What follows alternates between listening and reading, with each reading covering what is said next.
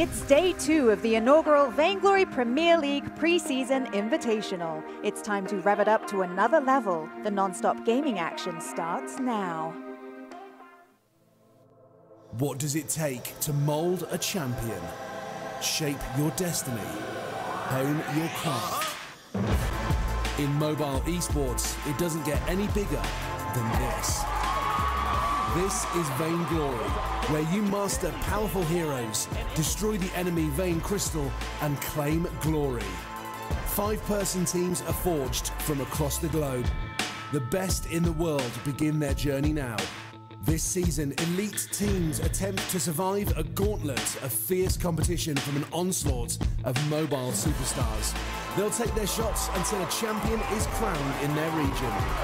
Today is where the molding begins, the preseason, where teams have the chance to establish their rhythm as a new 5-player team, try out strategies, and gel as a group in preparation for a historic run for the championship.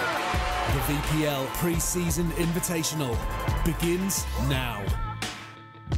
The fun continues here in Las Vegas, Nevada, as the Vainglory 5v5 action heats up on day 2 of the VPL Preseason Invitational. The top teams in North America are ready to clash, and we'll have all of the action and fun coming up. Welcome and thank you for watching the VPL Preseason Invitational. I'm Kate Elliott and I'm joined by 2 of the biggest names in Vainglory, Tasty Bacon and Flash X. Guys, we are set for our final session of the weekend. What has stood out to you so far?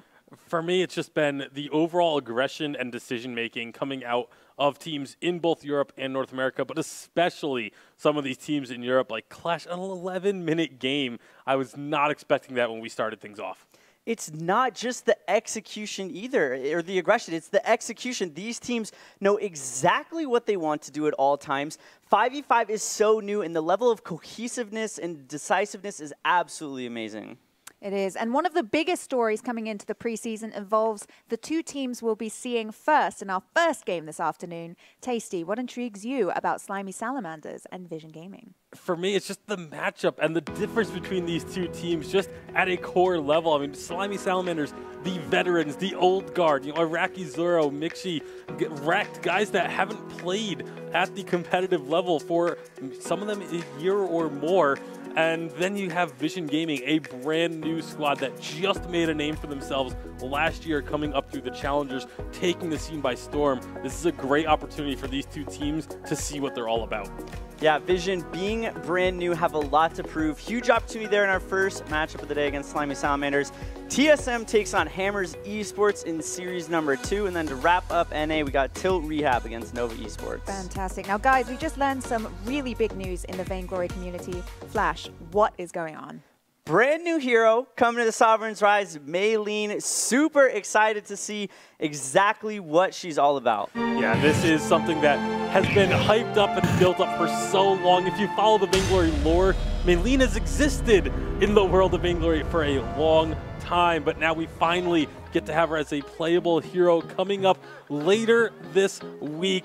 April 18th is when Update 3.2 will drop. That is just a few days away when the public will be able to get their hands on Maylene.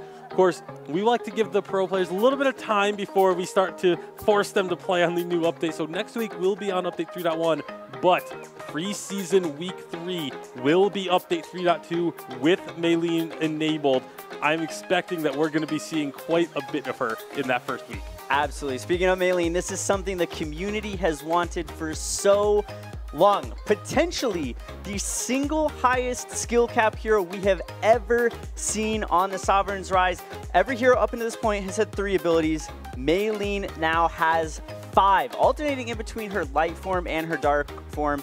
Intended to be a crystal power mage in that mid lane. Going to be very interesting to see how that sort of develops, but this is going to be a hero that some of the most mechanically gifted and talented players, when they get their hands on her, they are going to be able to push that skill cap to the absolute max. And of course, there's no shortage of mechanically gifted, talented mid laners in Vainglory right now, but you know, what are they going to be able to do with her? Why is it that she's going to be able to make such a large impact? Yeah, it's only fitting that the fact that now that we have 5v5, she now has 5 abilities. Her kit is so dynamic and so unique. She has mobility, she has invulnerability, she has slows, she has crowd controls. Biggest thing she's going to have to watch out for, though, is going to be, as a mage, you can be squishy, you can be focused down, and if she's not careful, teams are going to be able to capitalize on that. Yeah, she looks amazing. I must say, she looks absolutely incredible. And that little teaser we got has got my heart pumping. And I just want to thank you guys for watching again and remind you, if you're watching us today, you can interact with us on Twitter and Instagram at Vainglory Esport. Use the hashtag VPL and get chatting. By the way, it's Status's birthday today, so wish him happy birthday. And guys, you're on that social media, right? You're going to keep an eye on that. You're going to chat with these people after? Yeah, absolutely. Got to make sure we get on there. Send a tweet out to Status. Wish him a happy birthday. He's going to be playing in this game coming up, so obviously he's going to look for a little bit of that birthday luck. Yes. Absolutely. Brand new Instagram at Vainglory Esport. We better see a plug wishing Status a happy birthday, or we're going to have some words after the broadcast. But jumping into the draft, Slimy Salamanders starting it off in typical North American fashion, taking away that Taka. Vision Gaming taking away that Celeste. Slimy Salamanders going to pick up the Kestrel. And a little bit different from what we saw yesterday, Lyra being picked up as a first pick from the side of Vision Gaming. Yeah, Lyra, and then grabbing the Samuel as well. We saw a lot of the Krull being focused. He's let through this first couple of picks, which is something I really wasn't expecting to see much at all. He's going to get grabbed immediately by the Slimy Salamanders. They got to be happy that he made it that far to the draft for them to be able to pick him there. Absolutely. That, not really sure what the side of Vision Gaming was necessarily thinking. I mean, it's something that Vision Gaming became known for in 3v3, though. They have very unique drafts. This was a team that was running unconventional picks in the top lane. They were running the melee laners when everyone had gotten away from them. They quickly became one of my favorite teams because in a community tournament, they ran a composition with a CP Baron in the jungle with a weapon Arden and absolutely decimated with it. So that became one of my favorite teams just because of their willingness to just pick things that no one else is doing. However, shout out TSM. They sniped 2 of those players away from Vision Gaming, caused an absolute monster on that Krull. He's not going to be playing in this matchup, though. We'll see him a little bit later on today, but that's something that Slimy Salamanders has to be very, very happy about. It's going to be a very strong pick, and I fully expect Slimy Salamanders to ban away something that has a little bit of crowd control. Okay, a little bit interesting going with the Vox ban. That could potentially be one of the comfort picks for Vision Gaming. Again, we haven't seen either of these 2 teams play, but these teams have definitely been practicing. They've definitely been scrimming at very high levels, and I'm sure that they've put in the thought and the effort to go say, okay, these players are known for playing these heroes. Vox, I'm sure, is absolutely one of them, and they just don't want to see Vision in their hands. Yeah, and I mean, Vision Gaming, if you haven't been following like the community scene leading up to the preseason, they were known as finesse gods. The majority of that roster got picked up by Vision Gaming. And, you know, in some of those community tournaments, when they played in the VIS Pro tournament, their only losses were to Child's Play, which is now Team Solo Mid. So they are still a very strong team and a force to be reckoned with. You cannot take them lightly just because you may not know or recognize all of their players. Absolutely not. Vision Gaming going to be picking up the Black Feather. Could be a little bit of a flex pick. We have seen, I believe, Weapon Power yesterday out of the side of TSM. Doesn't seem like that's a pick that EU is going for very often. We'll have to see how Vision decides to execute that. Slimy Salamanders going for that Tony once again. I fully expect that to be played in that captain position. I believe Rekt will be the one utilizing that. Rekt, one of those players that we have not seen in competitive Vainglory for a very long time. I'm very excited to see him get back into the Sovereign's Rise. It's a huge opportunity for a lot of these players who haven't been around to prove that they still want and they still deserve to be competing at this professional level. Yeah, I mean, obviously, Rekt, if you go back a year or two, he was one of the top captains in the game, especially known for his Lyra play. Maybe that leads a little bit to the Lyra pick for Vision, but he was a substitute for Cloud9 last year. He didn't really get onto the Halcyon Fold very frequently at this top level of play. So now with the 5v5, there's more opportunities for players returning and new, and Rekt obviously getting his chance at the starting lineup once again. Absolutely. They're also going to follow it up with a Reza pick. That's a pick that we've seen primarily being utilized in North America. Europe has done it well, especially diving onto those backline squishy carries. But it's going to be hard for Reza to try and get through the Batiste, get through the Lyra with the Bright Bulwark, such a good ability for shutting down Reza. Reza's so reliant upon his mobility throughout the entirety of the game. That's something he's going to watch out for.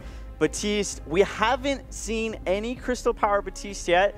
I'm sure it's going to happen eventually. I've seen teams use it in scrims. They have run the Crystal Power Baptiste. Those bad mojos hit so hard on the Sovereign's Rise, especially with items like Dragon's Eye now in the mix, ramping up the damage pretty significantly. Yeah, it's definitely still a strong pick. I think a lot of people just like it as the weapon power because it just brings a little bit of utility. You still have the weapon strength of most other weapon carries, but then you have that crowd control still. So it allows you to just pick other mages to have that crystal, so you don't need to run them as the crystal, and just being able to diversify your damage a little bit. I think that's why we've been seeing the weapon power majority, but there is always that opportunity. They could run it. They only have the Samuel right now that is really kind of locked into a crystal path, so they could go with the weapon Blackfeather and the crystal Baptiste. A lot will depend on this final pick, but on the side of Slimy Salamanders, they finish off their composition with the Idris. So now a ton of flexibility on the Slimy Salamander side. Like you said, Tony almost certainly going to be the captain, but Krull usually goes a little bit weapon, but doesn't build a ton of offense, so you don't always count that as part of your damage sources. But then you have the Kestrel who can go either way, the Idris that can go either way. So a lot of questions to be answered there. Yeah, absolutely. These teams have good compositions coming up in an upcoming matchup. It's all going to come down to how they execute. Yeah, so now that we have the picks and the bans, we get a general idea of how the first North American match of the day will play out. How are you guys feeling about the teams now you've seen their selections? I feel good. Again, it's a battle of the veterans versus the new guys. Players to watch, especially for the side of Slimy Salamanders, going to be Iraqi Zero. He's arguably the most veteran player of that roster. He has been in leadership positions before. I lived for him with almost 6 weeks back when we were competing in Korea. He is a very vocal player. He knows how to lead his team to victory, and I'm sure he's going to be able to translate that onto the Sovereign's Rise. And of course, making that transition from player to analyst desk back to player now is going to be something really interesting to see. See if there's any rust that is lingering, but I got to talk with him and play with him obviously last year a lot as well. I don't think that's going to be an issue. Looking over on the other side of the Rise, player to watch there for Vision Gaming is going to be PvP Warrior. He's the lone returning member of the Vision Gaming starting roster from 3v3, and he was one of those guys that was playing those unconventional picks. It was always that lane. The lane Krull was something that they ran a lot with PvP Warrior on Vision Gaming, so I'm really excited to see what he's going to be bringing to 5v5. Will they shake things up as we go further in and play these unconventional picks? Will they still have that edge that brought them up to this top level? Absolutely, yeah. PvP, one of the younger guys in the Vainglory community. We know he has the mechanics to be successful. It's all about, for many of these young players, being disciplined enough to make sure that they can translate those mechanics into finding success. And I guess we're going to find out right now what their strategy is going to be because we're ready to go into the game.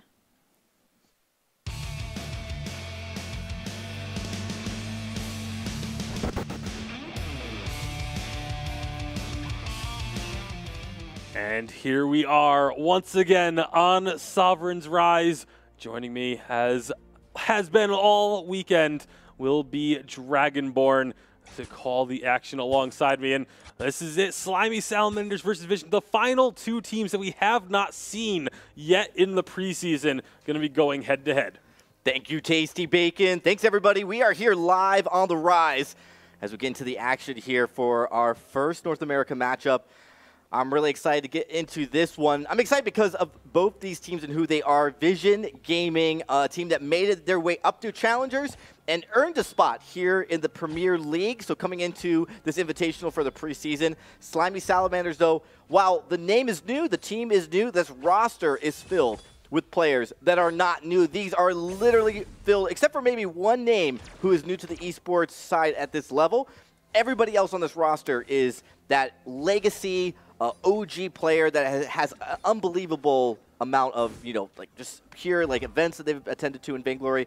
These guys are truly all-stars and Hall of Famers of the Vainglory 3v3 scene. Now they're here in the 5v5, ready to kick off this exciting new season that we have here this year. Yeah, absolutely. I mean, Iraqi Zoro and Mixi both having the international experience over in Korea, VPL champions for both of them. Rekt has a little bit of that international experience as well. And Status, even one of the first ever champions of Vainglory, going all the way back to the autumn 2015 when Liberation X took home the first ever North American Championship. So there is a pedigree about this team that they will have personal expectations of being able to be one of the best. Absolutely. The only face new to, I would say, this level, no international play, obviously, has had some play in Challengers. It's Pico. Played in Challengers under Yugi XD. This player, you know, on several rosters playing, you know, some very degree of success, but I guess they've identified that, hey, this kid's got talent, looking to give this kid a shot on this roster, and really to be surrounded by this level of, you know, just veterans here is just an absolute great position for him. You can see him on the Reza, one of his, probably his favorite top lane heroes, at least so far in the preseason. And, you know, we talk about sometimes when you have a player who doesn't have the same level of experience, you know, being able to get some help. This is a great team to be on to get that help and advice. They're going to be helping to keep his head cool. And right now, keeping a cool head as he dives on in, looking for a kill. They're trying to take down PvP Warrior, but he is durable. He's surviving for now. Looks like it is going to be everyone getting away Status, the one that's most worst for wear. But I don't think anyone is going to be falling, at least not yet. Rekt now is going to be the target, but he's got himself that healing flask to keep himself in not necessarily fighting shape, but at least not falling. Now the rotation, here comes Iraqi Zoro coming from the mid lane to try and help out his teammates. They have a lot of damage with those glimmer shots. One more might find a kill. He's going to get one. First blood, Iraqi Zoro on the Kestrel.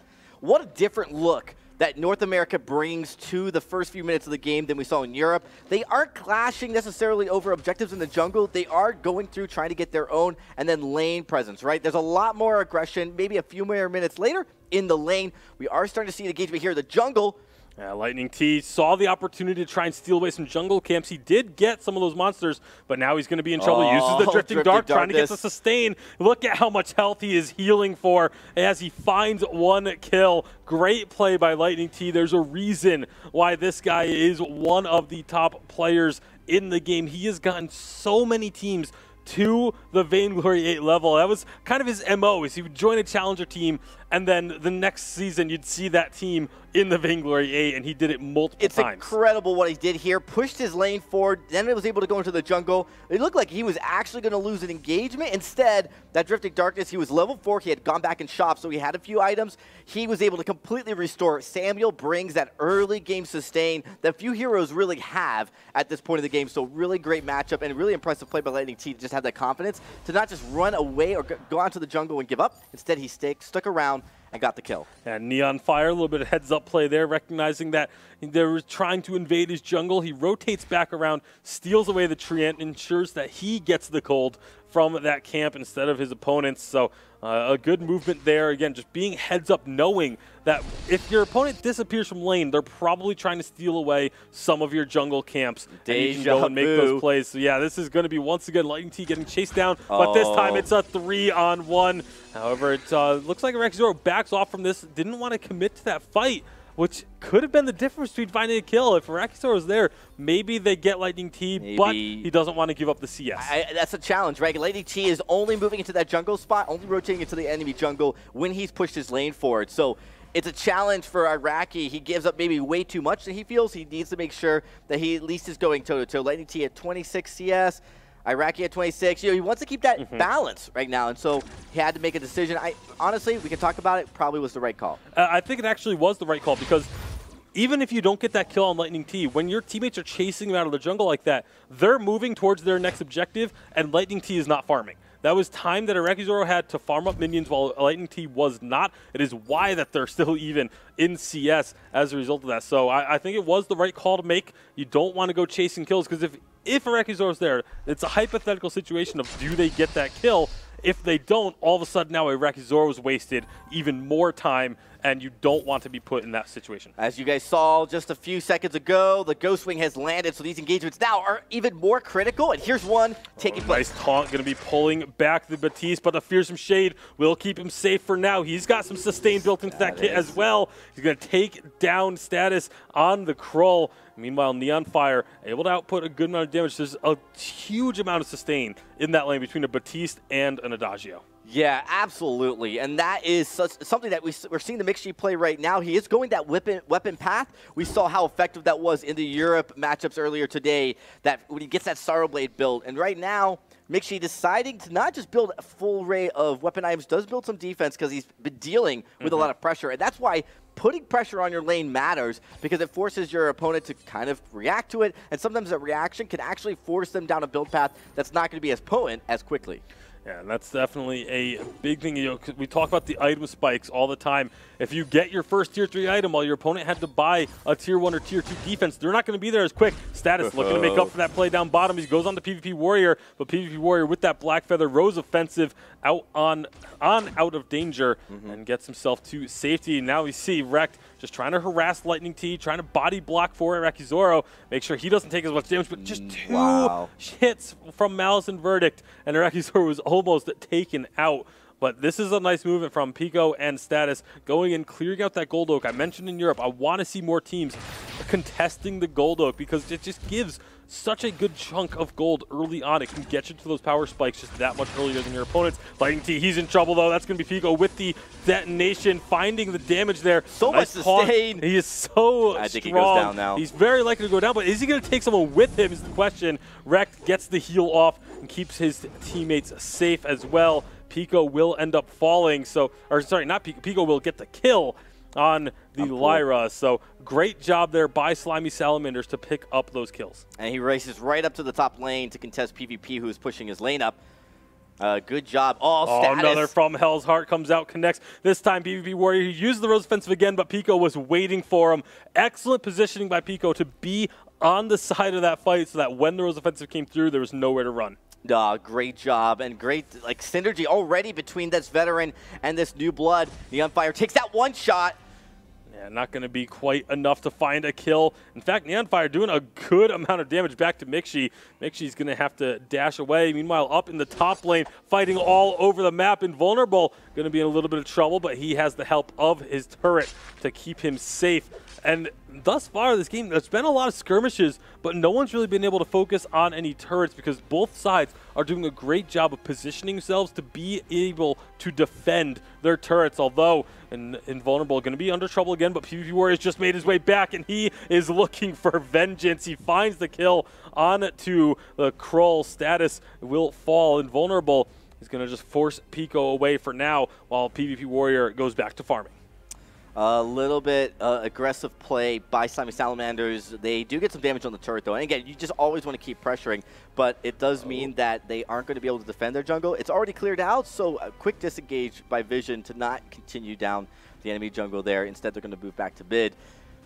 We do see the Mixi build. He's building out the Star Blade already and has the Poison Shiv. So he's starting to hit that that power spike that really is going to be, we saw at least in Europe, turn on. We'll see if it plays out the same way. When I look at the defensive builds coming out of the side of Vision, they are primarily focused on that crystal damage defense, but Neon Fire, he is respecting that Idris. He is building a little bit extra weapon defense with that armor.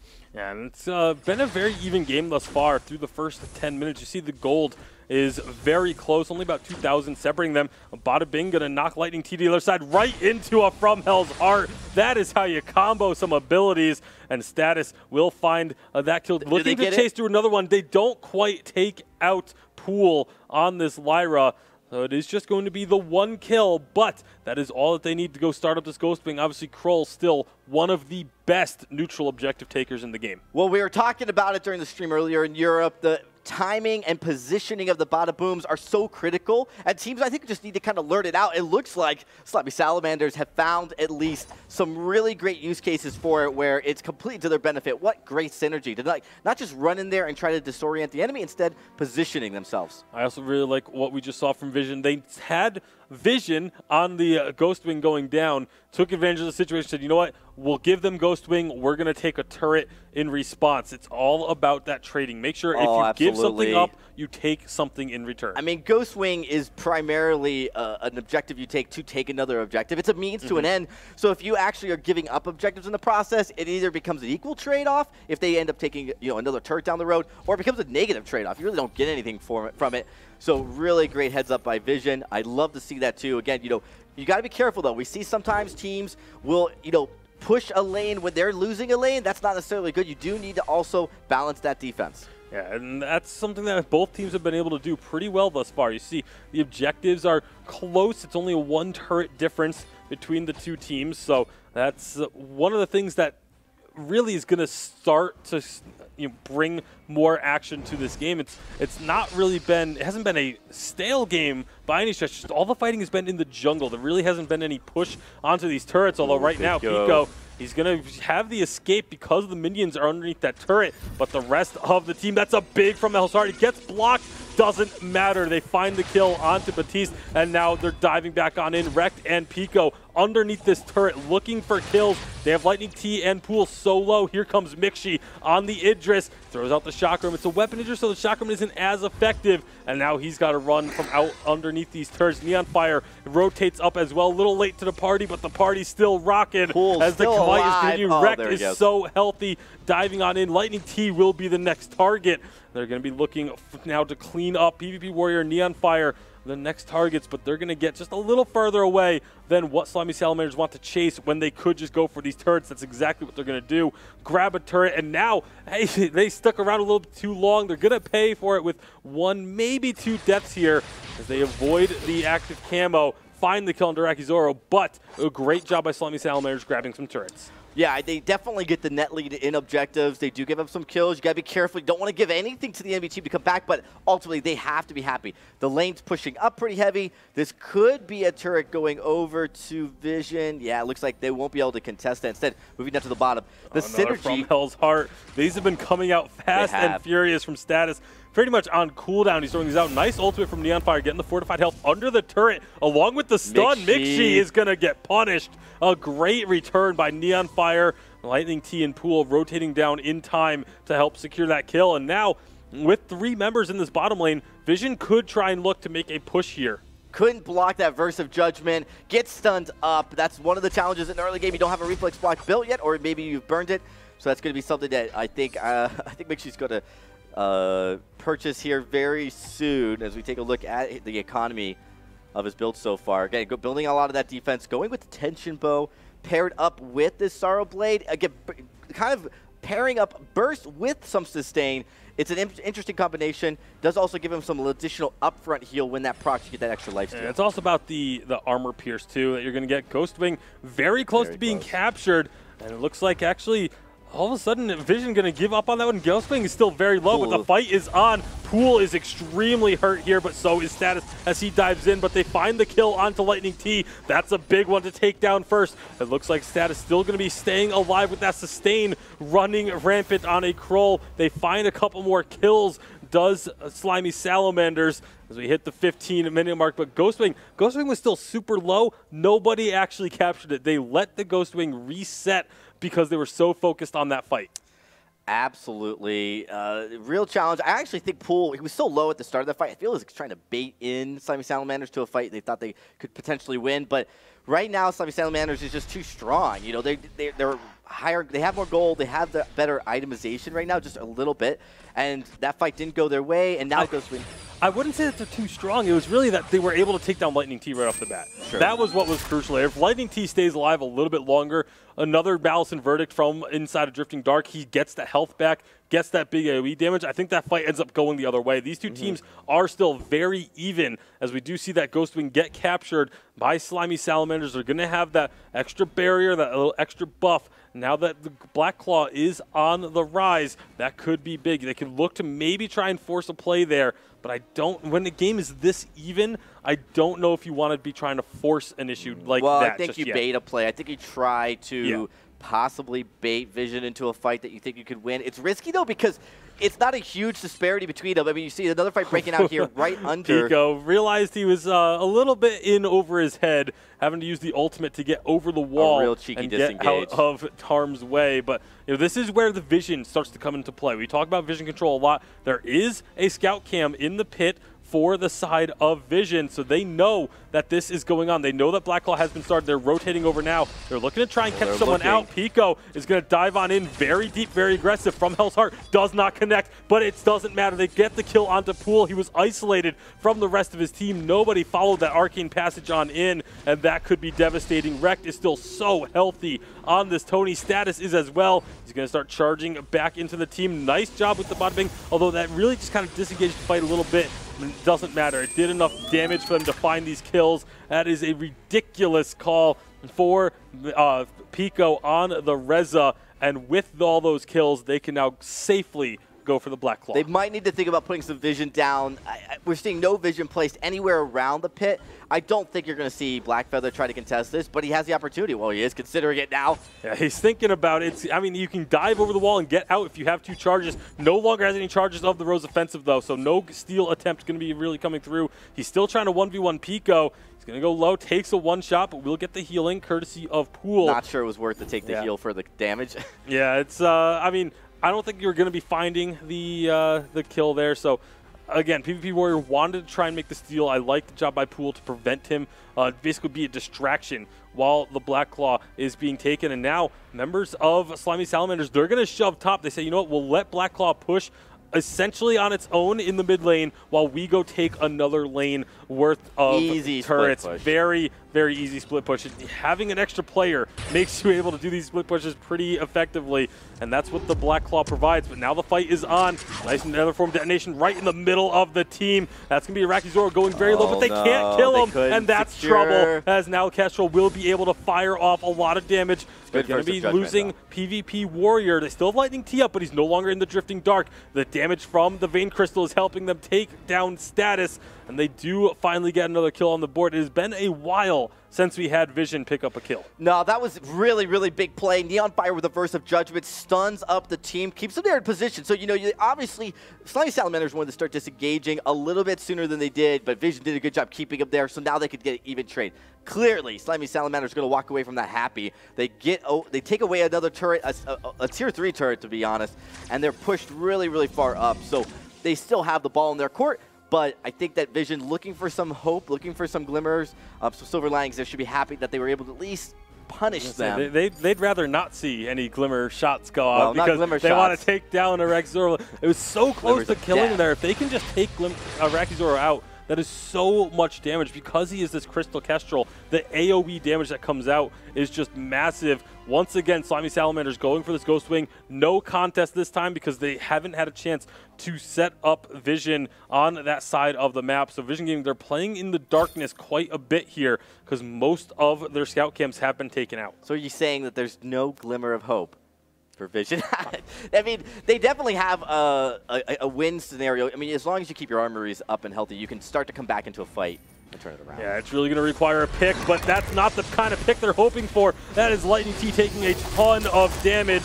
However, he's still able to stay alive, stays in that Drifting Dark. He's still eating damage. Status trying to chase him down. Can they get the kill? They do take out Kroll. Lightning T still healing, still surviving, but Iraqi Zoro is still healthy on the back line as well. He has the active camo down, can find a big double stun, and that's going to take down the Batiste. 1-shot, 1 kill, nearly drops his opponent. That's PvP Warrior Lightning T so close, but they still find a kill. They're trying to look for the Pico, but Pico, Nether Form detonation out to safety. No Vision again from the side of Vision there. They do get a scout cam down now that would have been able to help them find a kill, but they're still so low. Iraqi Zoro, full health still, another 1-shot. Not going to go connect this time, but they could look to chase it down. Mixi, got to be careful. Neon Fire will get back to base, but Pool, if he gets caught here, Pool gets spotted, he's going to get taken down almost certainly. You got to figure, but Iraqi Zoro, he doesn't get close enough. He's going to try and hit him over the wall. doesn't hit there either. So the chase is on, but here comes Status onto BBB Warrior. That's pretty much been his target all game long. This fight has been just lasting for so boots to come long. In there. Teleport boots on in. One shot will connect. Doesn't do that much damage because it hits the Batiste. Now PvP Warrior gets over the wall. Verse of Judgment to keep them at bay. And finally, this fight will subside. It's so crazy to see how effective Verse of Judgment can be. What used to be an easy block is no longer, because you have so many other things to block. You have so many other abilities. You've got the Baptiste Fearsome Shade. You've got, you know, all of that damage coming out. The Oblivion. It's just so much that you have to block that now all of a sudden there's a scenario where teams don't have that reflex. They have to actually disengage in. That's going to be Rex trying to run interference as Black Claw is being taken, but it's not the numbers advantage not in favor of Slimy Salamanders. They're still looking for the kills. The Lightning T going to be healing right back on up. PvP Warrior is low. They get the kill onto Pico. He's been very slippery, but they also take down PvP Warrior on the other side. Now it's a 4-on-4 fight. Things are pretty even, but they drop Batiste. Batiste has not had the level of impact that they really need, but Vision, so much AoE. Lightning T so close to finding a couple kills. Iraqi Zoro still somehow alive, playing Ring Around the Rosie with the portals. They end up taking down the Idris. Now they're going to chase after Status. Iraqi Zoro doing what he can, has the Glimmer shot down onto the active camo, finds a triple stun, finds a one-shot. Lightning T and Neon Fire still pretty healthy, though, so Iraqi Zoro really can't get in onto this fight.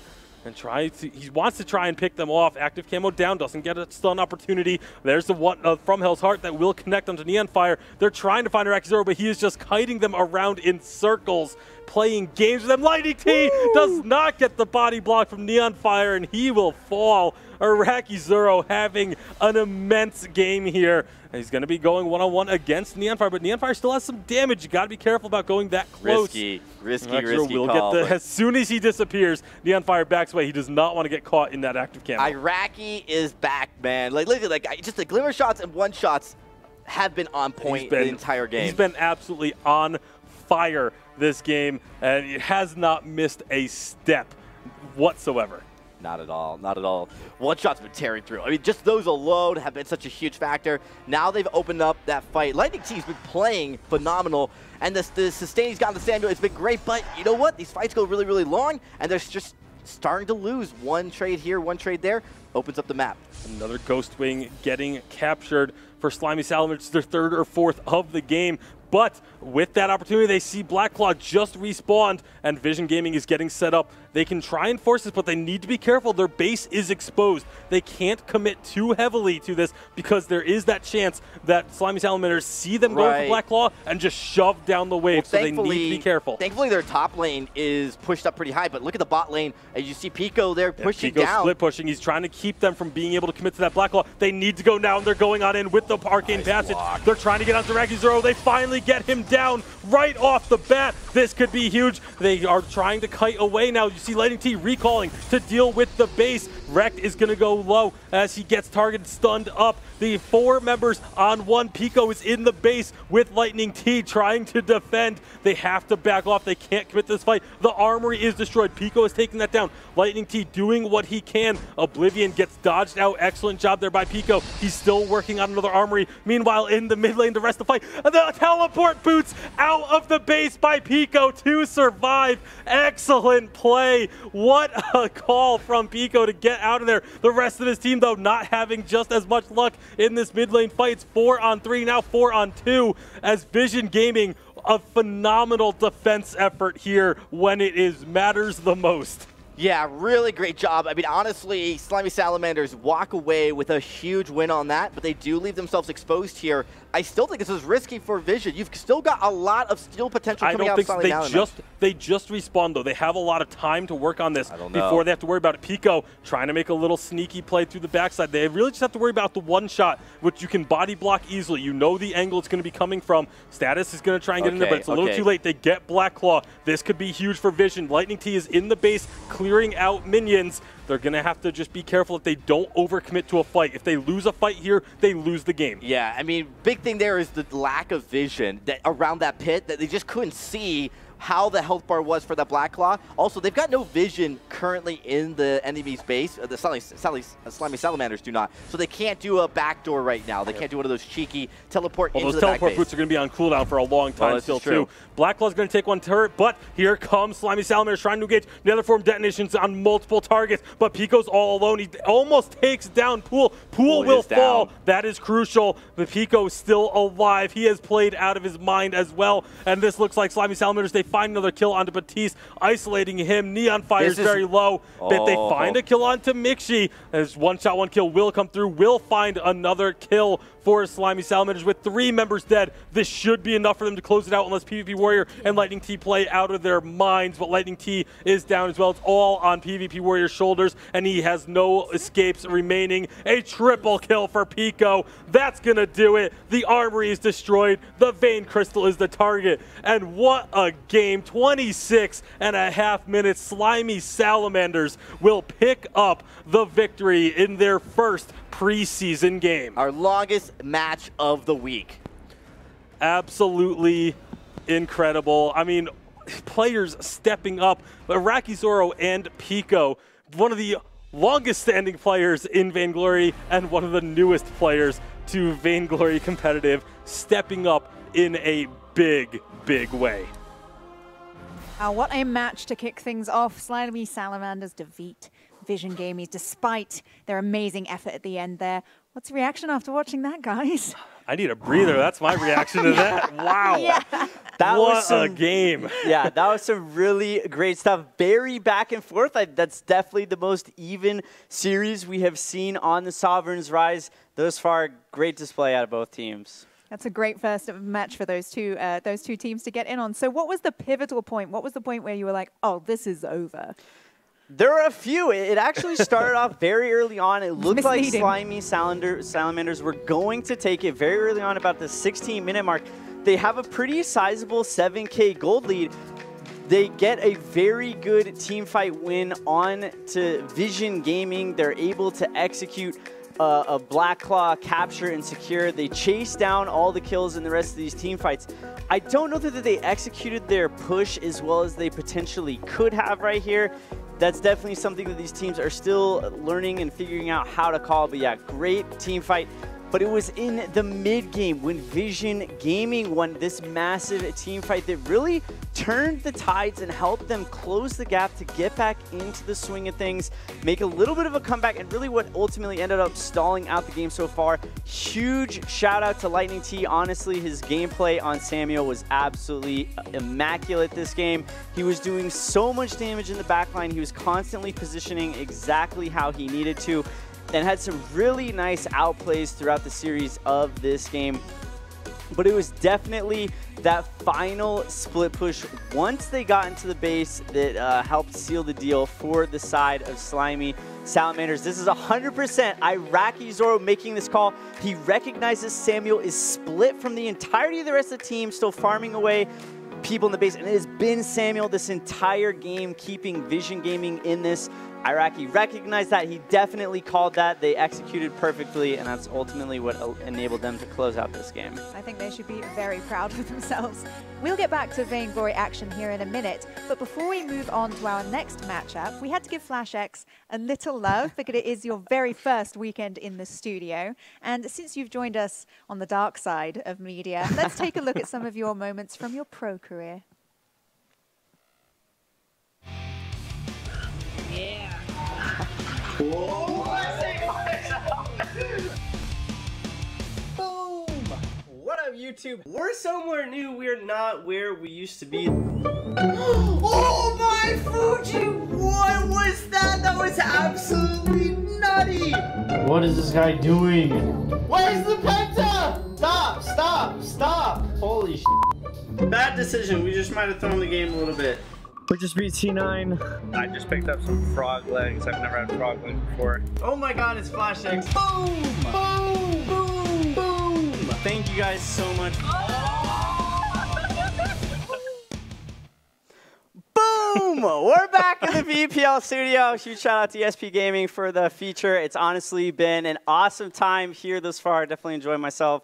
Thank you, Bacon. You're absolutely killing it up here. To an extent, sweating even more than some of the players in all the different roles that you're going for. But yeah, no, it's been awesome. Yeah, it's a pleasure having you up here. Definitely is someplace that you haven't been before, but it's been a pleasure having you here. You're doing a phenomenal job.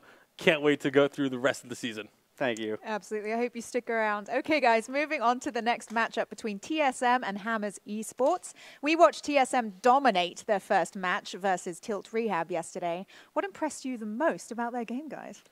Their ability to get the early lead. They did kind of, like you mentioned yesterday, they looked like they got a little complacent about halfway through the game, but they got that early lead and then were able to recompose themselves and close it out. Yeah, I got on a call very quickly with them at the end of the day yesterday. Chewed them out. I said, guys, you executed the early game well. You have got to clean it up in the mid game. That's something that a lot of these top teams are going to absolutely clobber them for if they are not able to correct and fix very quickly. But yeah, it was a great series. I know that they're going to be bringing the heat even more today, and I know they were proud. I was proud of them. Again, 3 of these players have never competed at this level before. 4 of them have never even been to a live event. That's a pretty big difference in terms of skill as far as professional gameplay goes, especially if you compare yourselves to a team like Tribe, who has been at plenty of live events. They've competed plenty in the Vainglory, and with the VPL, it's no exception. They'll get the experience. It's just going to come in time. Competing live is absolutely a whole nother animal. You have to deal with the pressure and the stress of it, and it looks like they're doing a fantastic job. They really should be proud of themselves. Now, TSM is expected to have the strongest team coming in this year. Would you go as far as to say they are a favorite? They're definitely a favorite for the top 3. Easily. Like top 1 or 2, I would expect. You know, Tribe, I think you would say, is the odds-on favorite for overall. But this Team Soul mid-roster, I think, would be the second runner-up, like right there in the preseason power rankings. The Team Soul mid squad, or the TSM squad, is who you would put as number 2. Yeah, they're kind of killing it. It would be hard not to believe in them right now. So we have the draft coming up in just a few moments. But is there anything else you would like to talk about the previous match we just had with this team that they'd never fought before? How are they dealing with that pressure? There is still such a noticeable difference between the aggression out of North America and Europe. Any sort of clash between the 2 regions is a very long time away. But I think the decisiveness out of Europe might mean that they understand the macro game out of 5v5 a little bit better than North America. Mechanics definitely play a huge factor in that. Maybe some of the decision that EU is making can hurt them if they're overextending at points, but it's just speculation at this point. Yeah, and I mean, like you said, it's a long way away from any international play, but I've seen better defense out of the North American side, but much better offense out of the European side. So that'll be really fun to see when we get there. It looks like we are ready for our next draft. Let's see about all the picks and bans.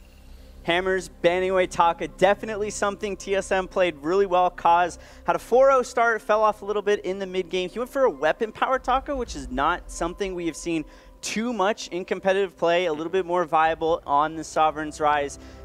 Definitely something that he's very mechanically gifted at and not something Hammers wants to see. Team Soul mid banning the Reza. We have seen the Reza come out so many times over the course of this weekend. TSM making sure that is not going to happen this game. We just saw Pico have a phenomenal performance with Reza. So it makes sense, I think, to start taking away these heroes that we start to see do better and better over the course of the weekend, over the course of the preseason. Start focusing a little bit more on those because, you know, things are shaping up. The meta will constantly be evolving as we go along.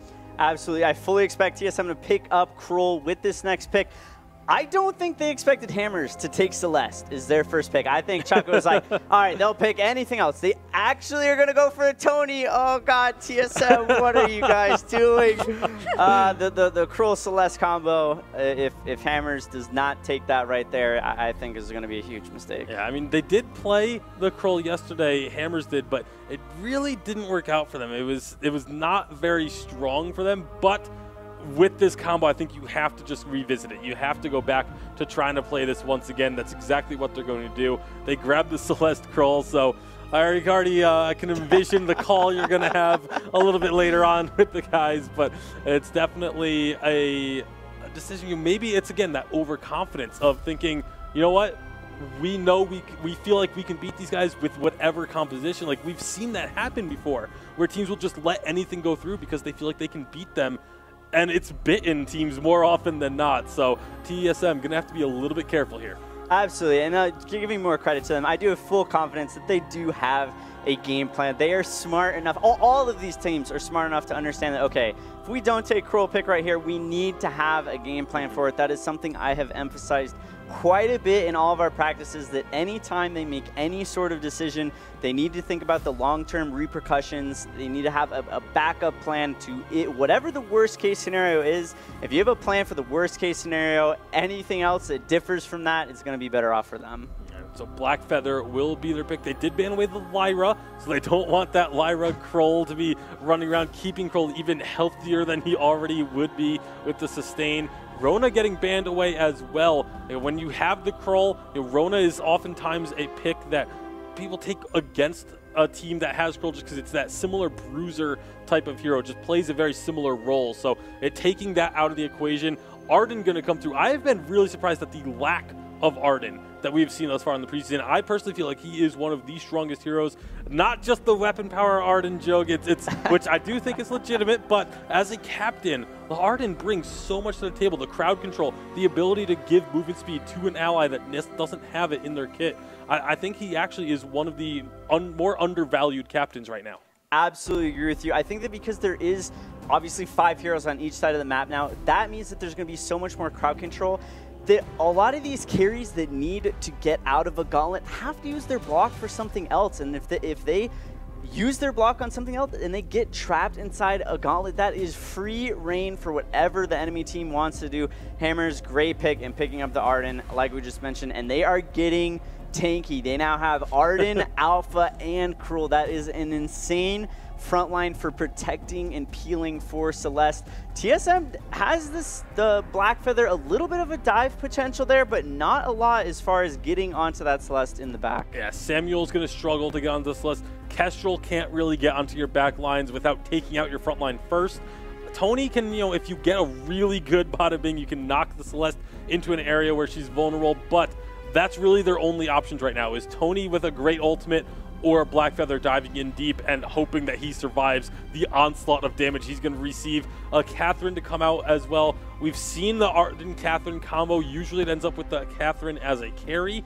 I think either one of those two could easily fill that role of carry with the other one taking the captain. So it's, again, that flexibility that you have. Skye going to be the final pick. I like the Skye pick here for TSM because it's another one of those heroes that can get onto the back line without having to first clear out the tanks.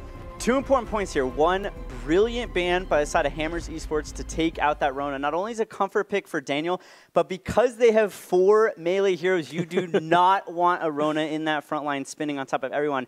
And then 2 out of the side of TSM, Skye, like you said, melts through a Catherine in the front line. She's going to struggle getting onto Celeste, but it's going to make it very easy to just kite around all these melee heroes and do damage to her the entire game. Absolutely. So the picks are in, but before we dive further into what each selection will mean, I want you both to give me and us a player to watch from each team. So why don't we start with you, Bacon? We'll start with Hammers Esports. On the side of Hammers, I want to keep my eyes on Stand-in Solo this game because yesterday I mentioned he played the Krull, which is a very strong pick on the rise, but he did not look comfortable with it. He has struggled very heavily. A lot of that was T-Tigers going in invading, but his jungle was stolen away time and time again. In that game yesterday, he hit the 10 CS mark at 9 minutes into the game. That is absolutely unacceptable if you're going to be trying to compete and trying to win games. Yeah, that's definitely rough. On the flip side of the coin, TSM bringing in Cause. We talked about him a little bit yesterday. Young kid, only 13 years old, but seriously so mechanically gifted. I definitely expect him to see him on the Skye today. We did see Hammy on it yesterday. Cause will either be on Skye or Kestrel for this game. Heroes that he is very comfortable with, heroes that he has carried plenty of these community tournaments with. He's very comfortable on both. His mechanics are nutty. So those are the players to watch. Let's revisit the hero picks from each player. Are there any unique matchups given the selections? I think it's kind of surprising that Daniel is just always able to get, like, he has 2 picks that I've seen him play over on 5v5. It's Rona and Blackfeather, and he gets one of those 2 every single game. I really want to see a team try and contest that because they've seen the same games I have. They know that those are the 2 picks he goes for. I want to see teams try and challenge that. Just say, you know what, even if you have more heroes, show us that you have more heroes. All right, it looks like the players are ready, so we're going to get this game underway. Let's take you right over now.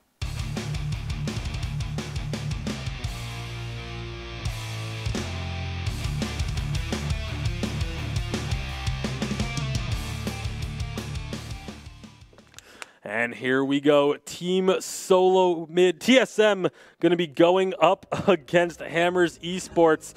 Game number 2 here in North America. Hammers with a lot to prove here. They really want to step up from their performance yesterday. Of course, a very difficult start to preseason for them, taking on Tribe and then TSM.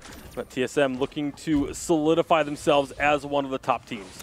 Hey, you're here to win, but you're also here to grow and learn. And what a better way to start off your preseason, start off your competitive season for the whole year by going against the best teams, getting that in, getting that practice, and then building your confidence later on. Honestly, going into preseason with some victories sounds a lot better than going to preseason with some losses, and I feel like they could build so much on these games that they've played here both yesterday and today.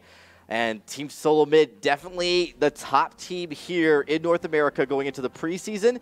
And so Hammers, they have their hands full, but they really do have all the pieces. We talked about, you know, bringing on Starboy, Girls on Boy, and Standing Solo are fantastic. You know, a lot of victories that they've had in challengers coming into this Premier League.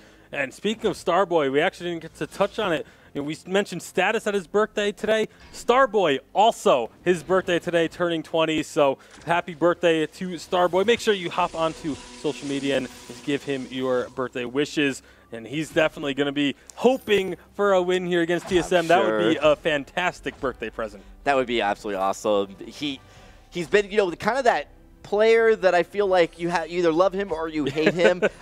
Very volatile within the He brings a lot, but you know, he brings a lot to the game. I think that's missing. There's a lot of character there, a lot of, you know, kind of entertaining moments in the moment here. Starboy, of course, playing this Catherine role. Does look like he will be playing that carry captain that we've seen come out quite so often, where you do go with that Storm Crown first and build into like an aftershock. Starboy and Standing Solo both eating a lot of damage here. Nice taunt by Tony. He's going to pull him back in, and they secure the kill. That's not a very good birthday present to offer there, TSM, but they find themselves the first blood, taking Starboy down. Yeah, he had the taunt go in. I think Starboy at that point realized he was going to go down. Merciless pursuit just to get that stack. Catherine obviously loves to use those stuns to keep building on those stacks to build extra armor throughout the game, as that's pretty permanent. Daniel does steal away the Elder Treant. And again, Daniel, in these one-on-one situations, he is this top laner, he's this solo laner. He loves this Blackfeather, loves Rona. And he's very often ends up in just sort of these one-on-one situations. It kind of ends up being an island up there. And that's where he wants to strive. He wants to be able to take down any opponent in a one-on-one situation. We see him do it so frequently, too, where he's not afraid to go in for a fight. Even right now, Standing Solo charges on in. Daniel is just absolutely winning that trade right now. Throws out another on point, and yet he just comes out on top of a trade against a Kroll that was waiting in a bush. It's what Blackfeather can bring to a game, just because you have the mobility you need, as well as a sizable amount of sustain. That barrier that you get from the on point, those is not to be messed with early. Doing a lot of work onto Girls on Boys. And a couple more might drop him down into that reboot. He will actually drop into the reboot. They're not going to be able to find the kill just yet, but now knowing that he doesn't have that perk, that's going to allow Daniel to be even more aggressive up in this lane. And if Kaz sticks around, they could easily find themselves a kill, but they've also taken this turret down very low, looking to try and take that down now. Yeah, Hammers, they're just going to give that up. Oh my goodness, to get bullied like this in the early part of the game is something Hammers needs to find a game plan for. That is way too early for a turret, and I get that, you know, you've got both members of Team Solo Mid committing to it, but I don't see pressure anywhere else on the map that Hammers was able to inflict during that time. So honestly, just a good choice of heroes by Team Solo Mid, in the top lane at that point, just being able to say, hey, we can outmatch those heroes. We can poke and poke and poke until they just have to back away. Yeah, TSM is definitely putting the pressure on. That was Kaz and Daniel. Just, again, 2-on-2 situation. It wasn't like they had a numbers advantage. It wasn't like they forced anything up there. They didn't give up anything across the map. It was just a straight 2-on-2 victory for TSM to pick up. And so they're going to be able to have that early pressure advantage. And with that first turret down, now that opens up if they do want to start split pushing, if they do want to focus Kaz other parts of the map and just have Daniel continue to push on his own in that top lane, they have that option. It's going to be challenging. You saw that also Team Solo Mid already doing a great job taking out and clearing enemy jungle. That's going to be a big factor. Daniel going on Girls on Boys again. The Cruel gets executed. This is going to be a really scary, scary time for Hammers. The top lane is just falling apart. It looks like standing solo on the Cruel just has nowhere to go and has no ability to kind of, find leverage up against that Blackfeather. Yeah, it's definitely been a difficult game for them thus far. 3 kills. TiVo on this Sky is going to be looking to find some damage here onto Starboy. Again, the forward barrage, the barrier from Starboy doesn't do anything against the Sky. The damage threshold is not met when Sky throws out that forward barrage. So that's why this Sky is such a good pick into a Catherine. They're going to get the stun. The taunt doesn't actually connect, so it won't be forcing anyone into the forward barrage. But while this is going on, TSM, they're taking the Coast Wing, and Hammers don't seem to have any idea.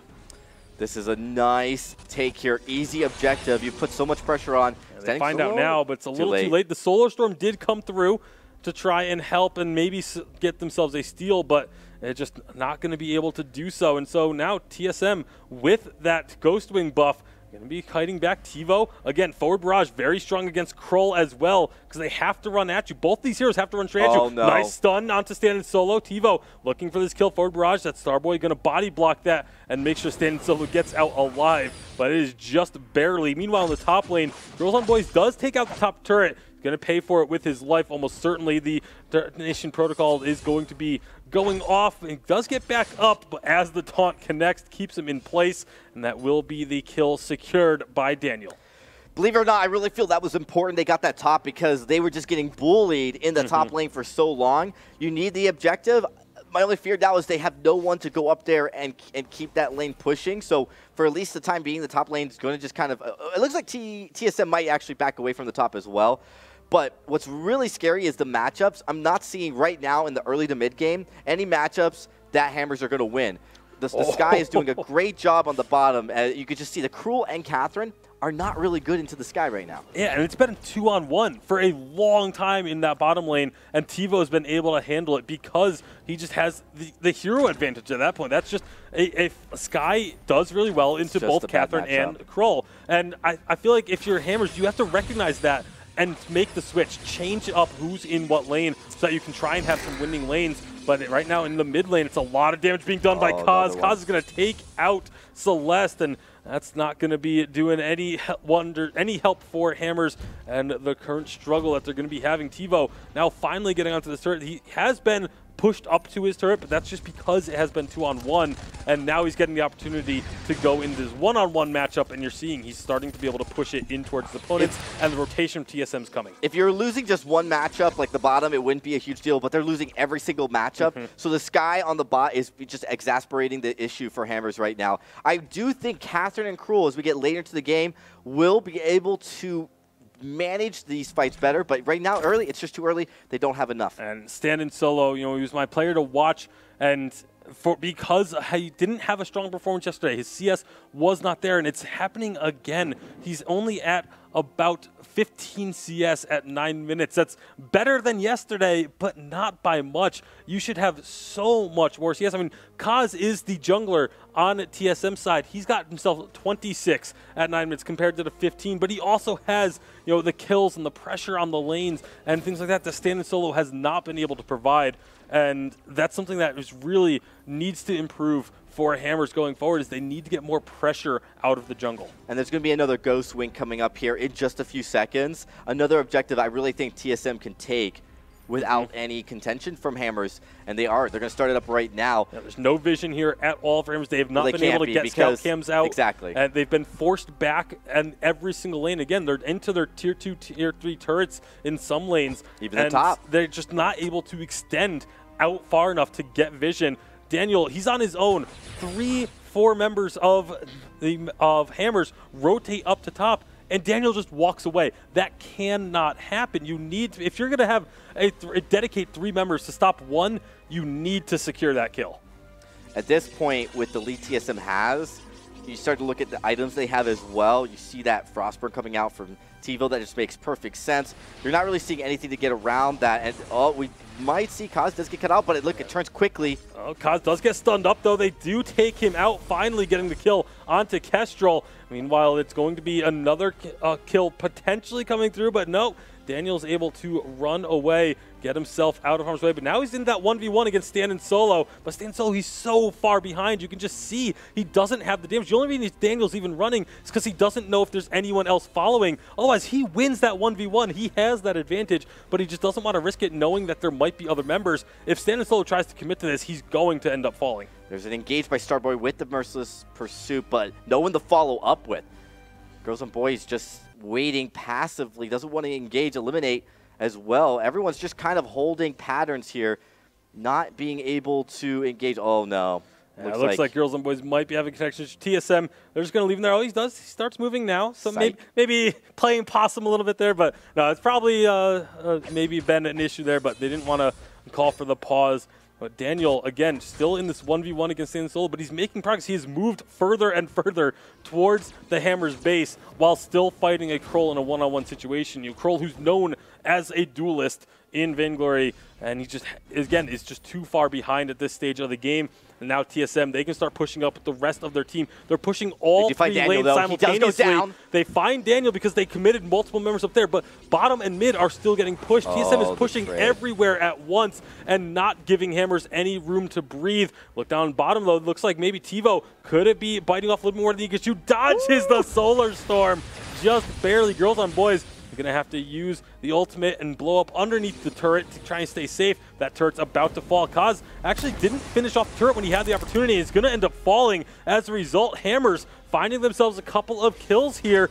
This could be a window back on in. Chuck, nice block on the Merciless Pursuit. Still going to be throwing out damage at that Samuel. Still in the Drifting Dark and healing up. Staying alive for so long. Shaded Talent going to be running interference as well. But the bada bing just knocks the Eliminate right into Chuck. That's not what you wanted to have happen. TiVo and Shaded Talent still on the run, but here comes Daniel having respawned, rejoining the fight. Eliminate is so low. It's not quite going to fall. One shot doesn't quite connect the Vanguard to dodge out the one shot. They do sacrifice Starboy, but TSM not the cleanest of pushes. They're buying time for Hammers, and when you do a split push, what you cannot do is allow yourself to get spread out in a fight where you're going to be picked off one by one. TSM clearly has the advantage in items. They've got the gold lead, but if you get ganged up, if you have a bad matchup where it's 2v3 and you're going to lose that matchup, because Hammers does know that they still have a shot at winning this game. They're not out of it yet. They're definitely not giving up, and Team Solomid has to just understand that. Yeah, and there's a reason why the 3-lane split push is not very frequently done unless you have a massive lead, because when you're pushing into the enemy base, it is much easier for them to rotate lane to lane than it is for the attacking team. It takes a lot longer to go from mid to top if you're outside the base versus inside the base. So Hammers, they were able to rotate much quicker than TSM could respond to those movements, and that's why they were able to find some picks. But you see the advantages they still have. Kaz very nearly taking it down the Celeste. They're going to clear out some of this vision because Ghostwing, an objective that's ready to go. They might be one that they want to eye here very soon. The Girls and Boys did get caught out here, so he's got to be careful. Already there to back it up, but they're just going to go for the Ghostwing.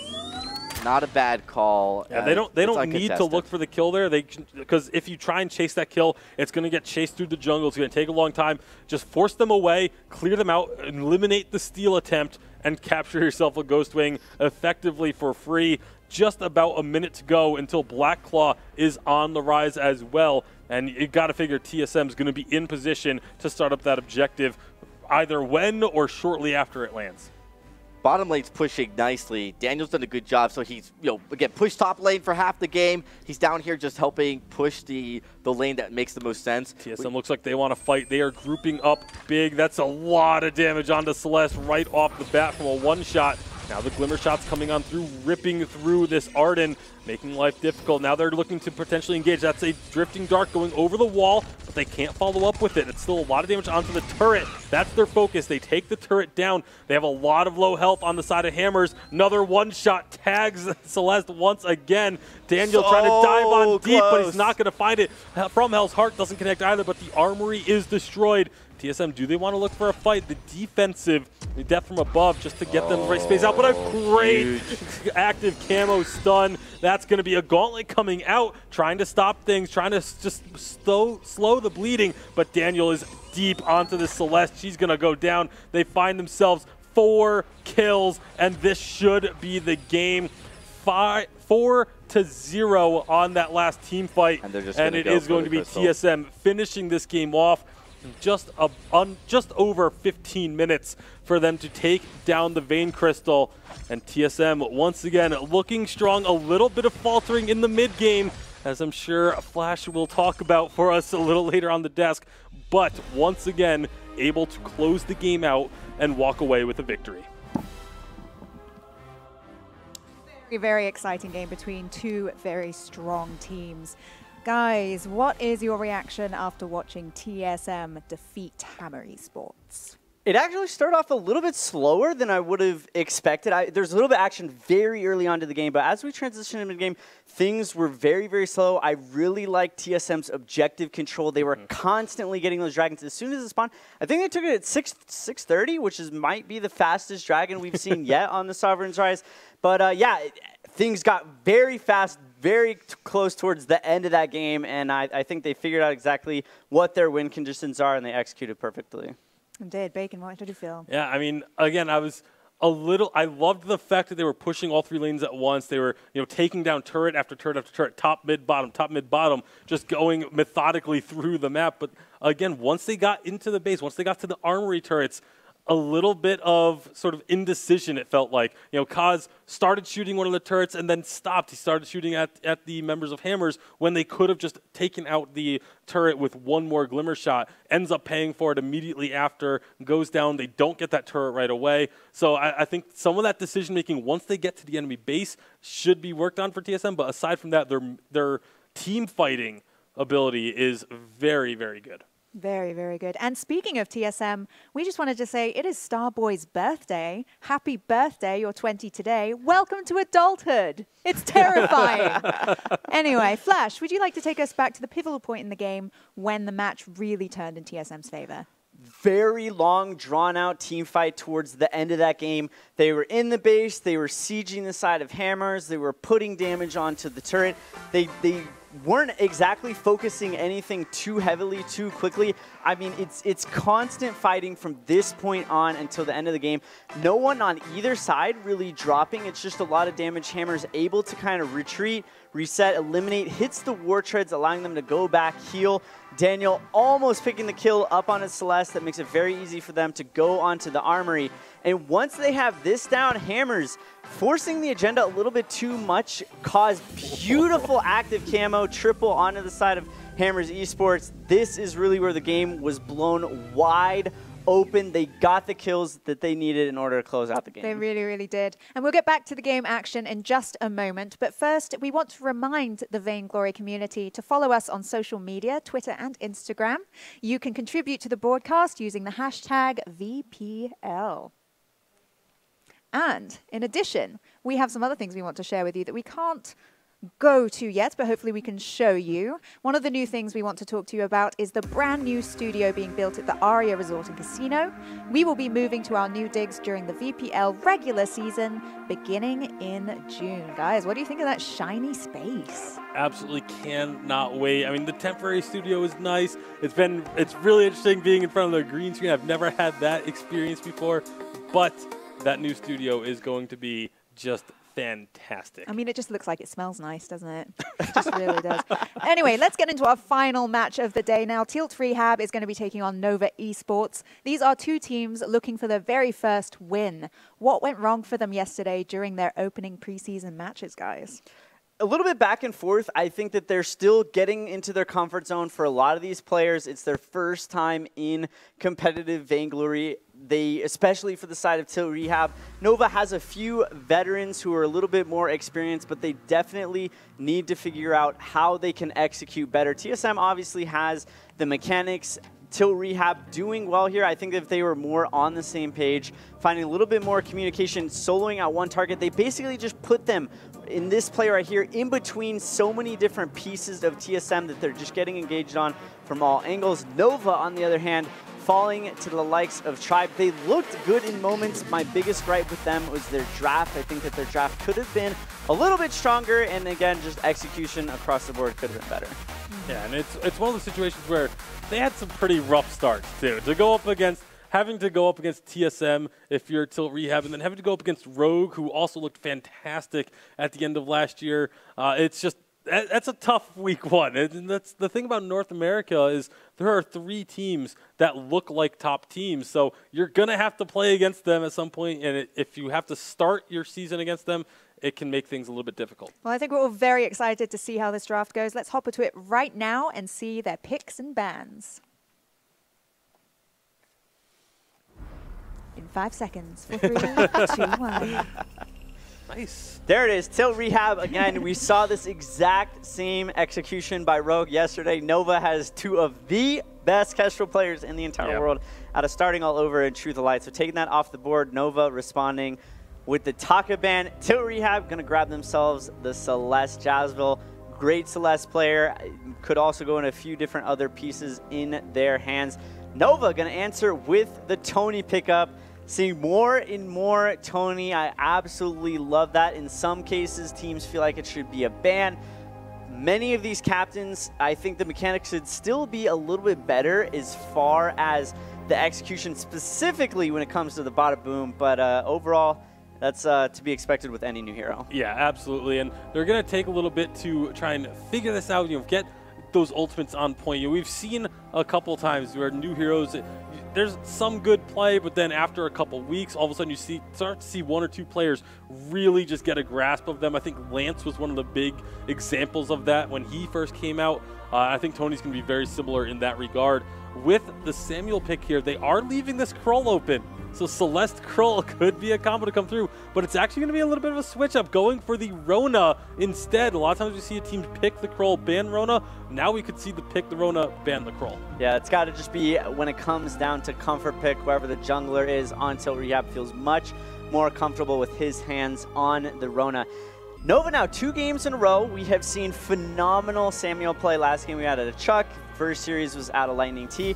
Nova Esports, if that is in either Starting All Over's hands or Truth of Light's in the mid lane's hands, I fully expect that to be a huge source of damage. And whenever Tony throws out his taunt ability, that is going to group up enemies. That is going to make it really easy for those Malice and Verix to deal a massive amount of burst damage. We saw it in the last game where Tony would throw out the taunt, and it would be right as a forward barrage came out from Sky, just forces the enemy to stand in that forward barrage and eat all of that damage. So there's a lot of combos that can be built off of that taunt. I think that's one of the things that we talk about the Bada Bing all the time. We don't really talk about the combos that can be set up just using the taunt coming out of Tony. And I think that's actually one of the most important things about his kit, because that's obviously going to be available a lot more frequently than the Bada Bing is. Absolutely, and very underrated. Nova Esports picking up that Vox kit, both Truth and Starting again. Phenomenal Vox players. They really, both of them have very deep hero pools where they can execute both of them however they see best fit.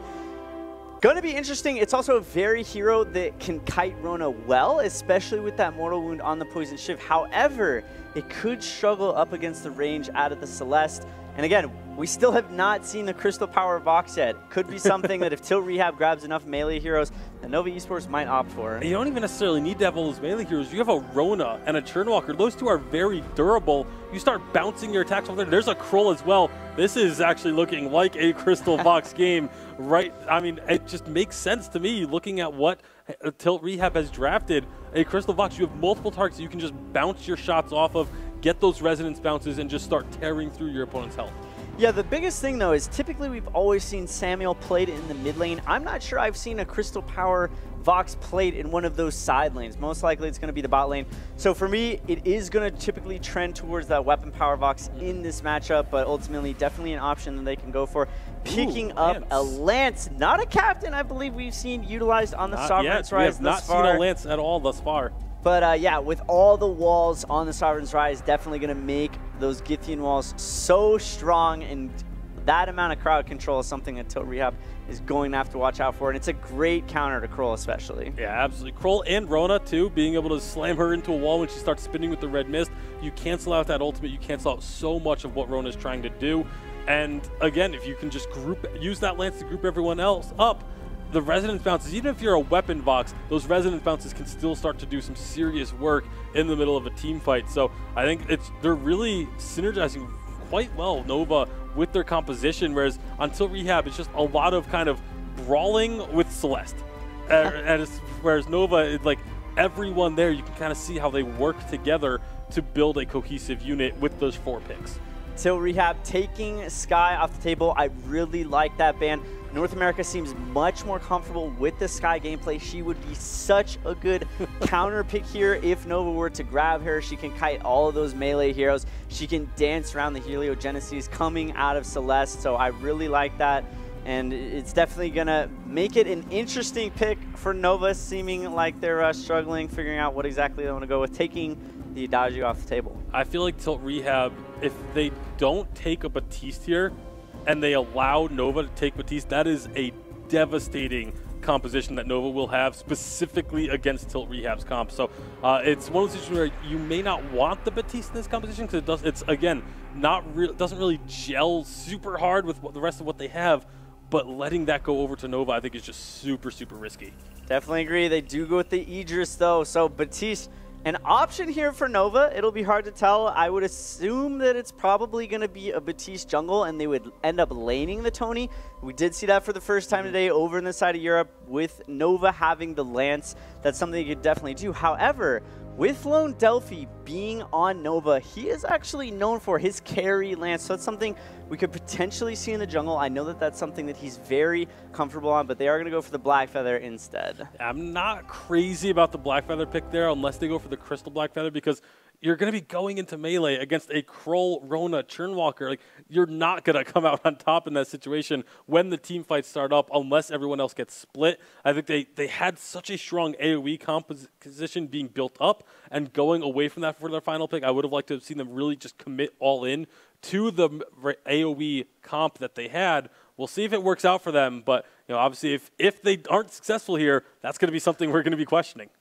Absolutely. Look forward to the guys tearing them apart. Okay, picks are in, but before we dive further into what those selections mean, I would love to get a player to watch from both of you so we can keep an eye on them during the whole match. Bacon, why don't we start with Equinox Esports? Yeah, this game coming up, it's just there's a lot of options, once again, for a player to watch. And as we go into it, for Tilt Rehab, I wanted to see what Jazzville was going to be able to bring to the table after yesterday, didn't really perform all that well, and it's actually going to be subbed out this game. So we talked about how we might be seeing that after the first week, but Tilt Rehab, they're making that change right away. So Jazzville not going to be in this game. Obviously, again, preseason, you want to try things out. You want to shake things up. You want to figure out what combo works best for your team. So this is very likely just them trying something new just to see, where their best synergy lies. Flash, what about your pick for Salty Potatoes? Yeah, it's got to be Lone Delphi for the size of Nova Esports. He's a veteran in the scene. He's been around the block many, many times. He's very good, very mechanically skilled. I'll be interested to see what hero Nova ends up placing him on, but you definitely have to watch out for Delphi. He's a monster coming out of the jungle. Yeah, this is one that's always been very steady. Coming out of the jungle, whatever team he's been on, he's been kind of like a consistent performance. We've always been waiting for him to step up and become this hard carry. That may just not be what happens. He may just be this guy that just stays steady, stays consistent at all times. And sometimes that's what you need on a team, especially in 5v5. That can be a great help to a team because the super hard carry players, if they're not on their game, it just really can be detrimental to the team. But if you have a guy who's just consistent at all times, you know what you're going to get, it allows those star players to shine. All right, looks like they are ready to get going, so let's get straight into that game.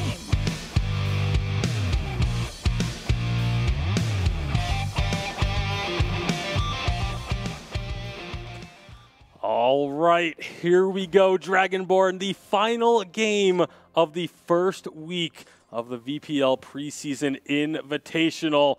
Cannot wait to get this underway. Tilt Rehab going head-to-head against Nova Esports. I always kind of get lost and starry-eyed when we pull away from the map. It's just an absolute gorgeous map. I know it's been said a billion times over. But we are getting some early jungle aggression coming out of Tilt Rehab right now as Nova looking just to secure their Crystal Orb.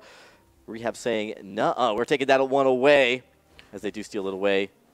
Yeah, the buff isn't going to be super useful for Rona in the early game, but you know, it's all about just making sure that your opponents don't end up with that buff themselves. Plus, you know, the 100 gold, a little bit of extra experience never hurts either. And so they're going to be getting that early advantage.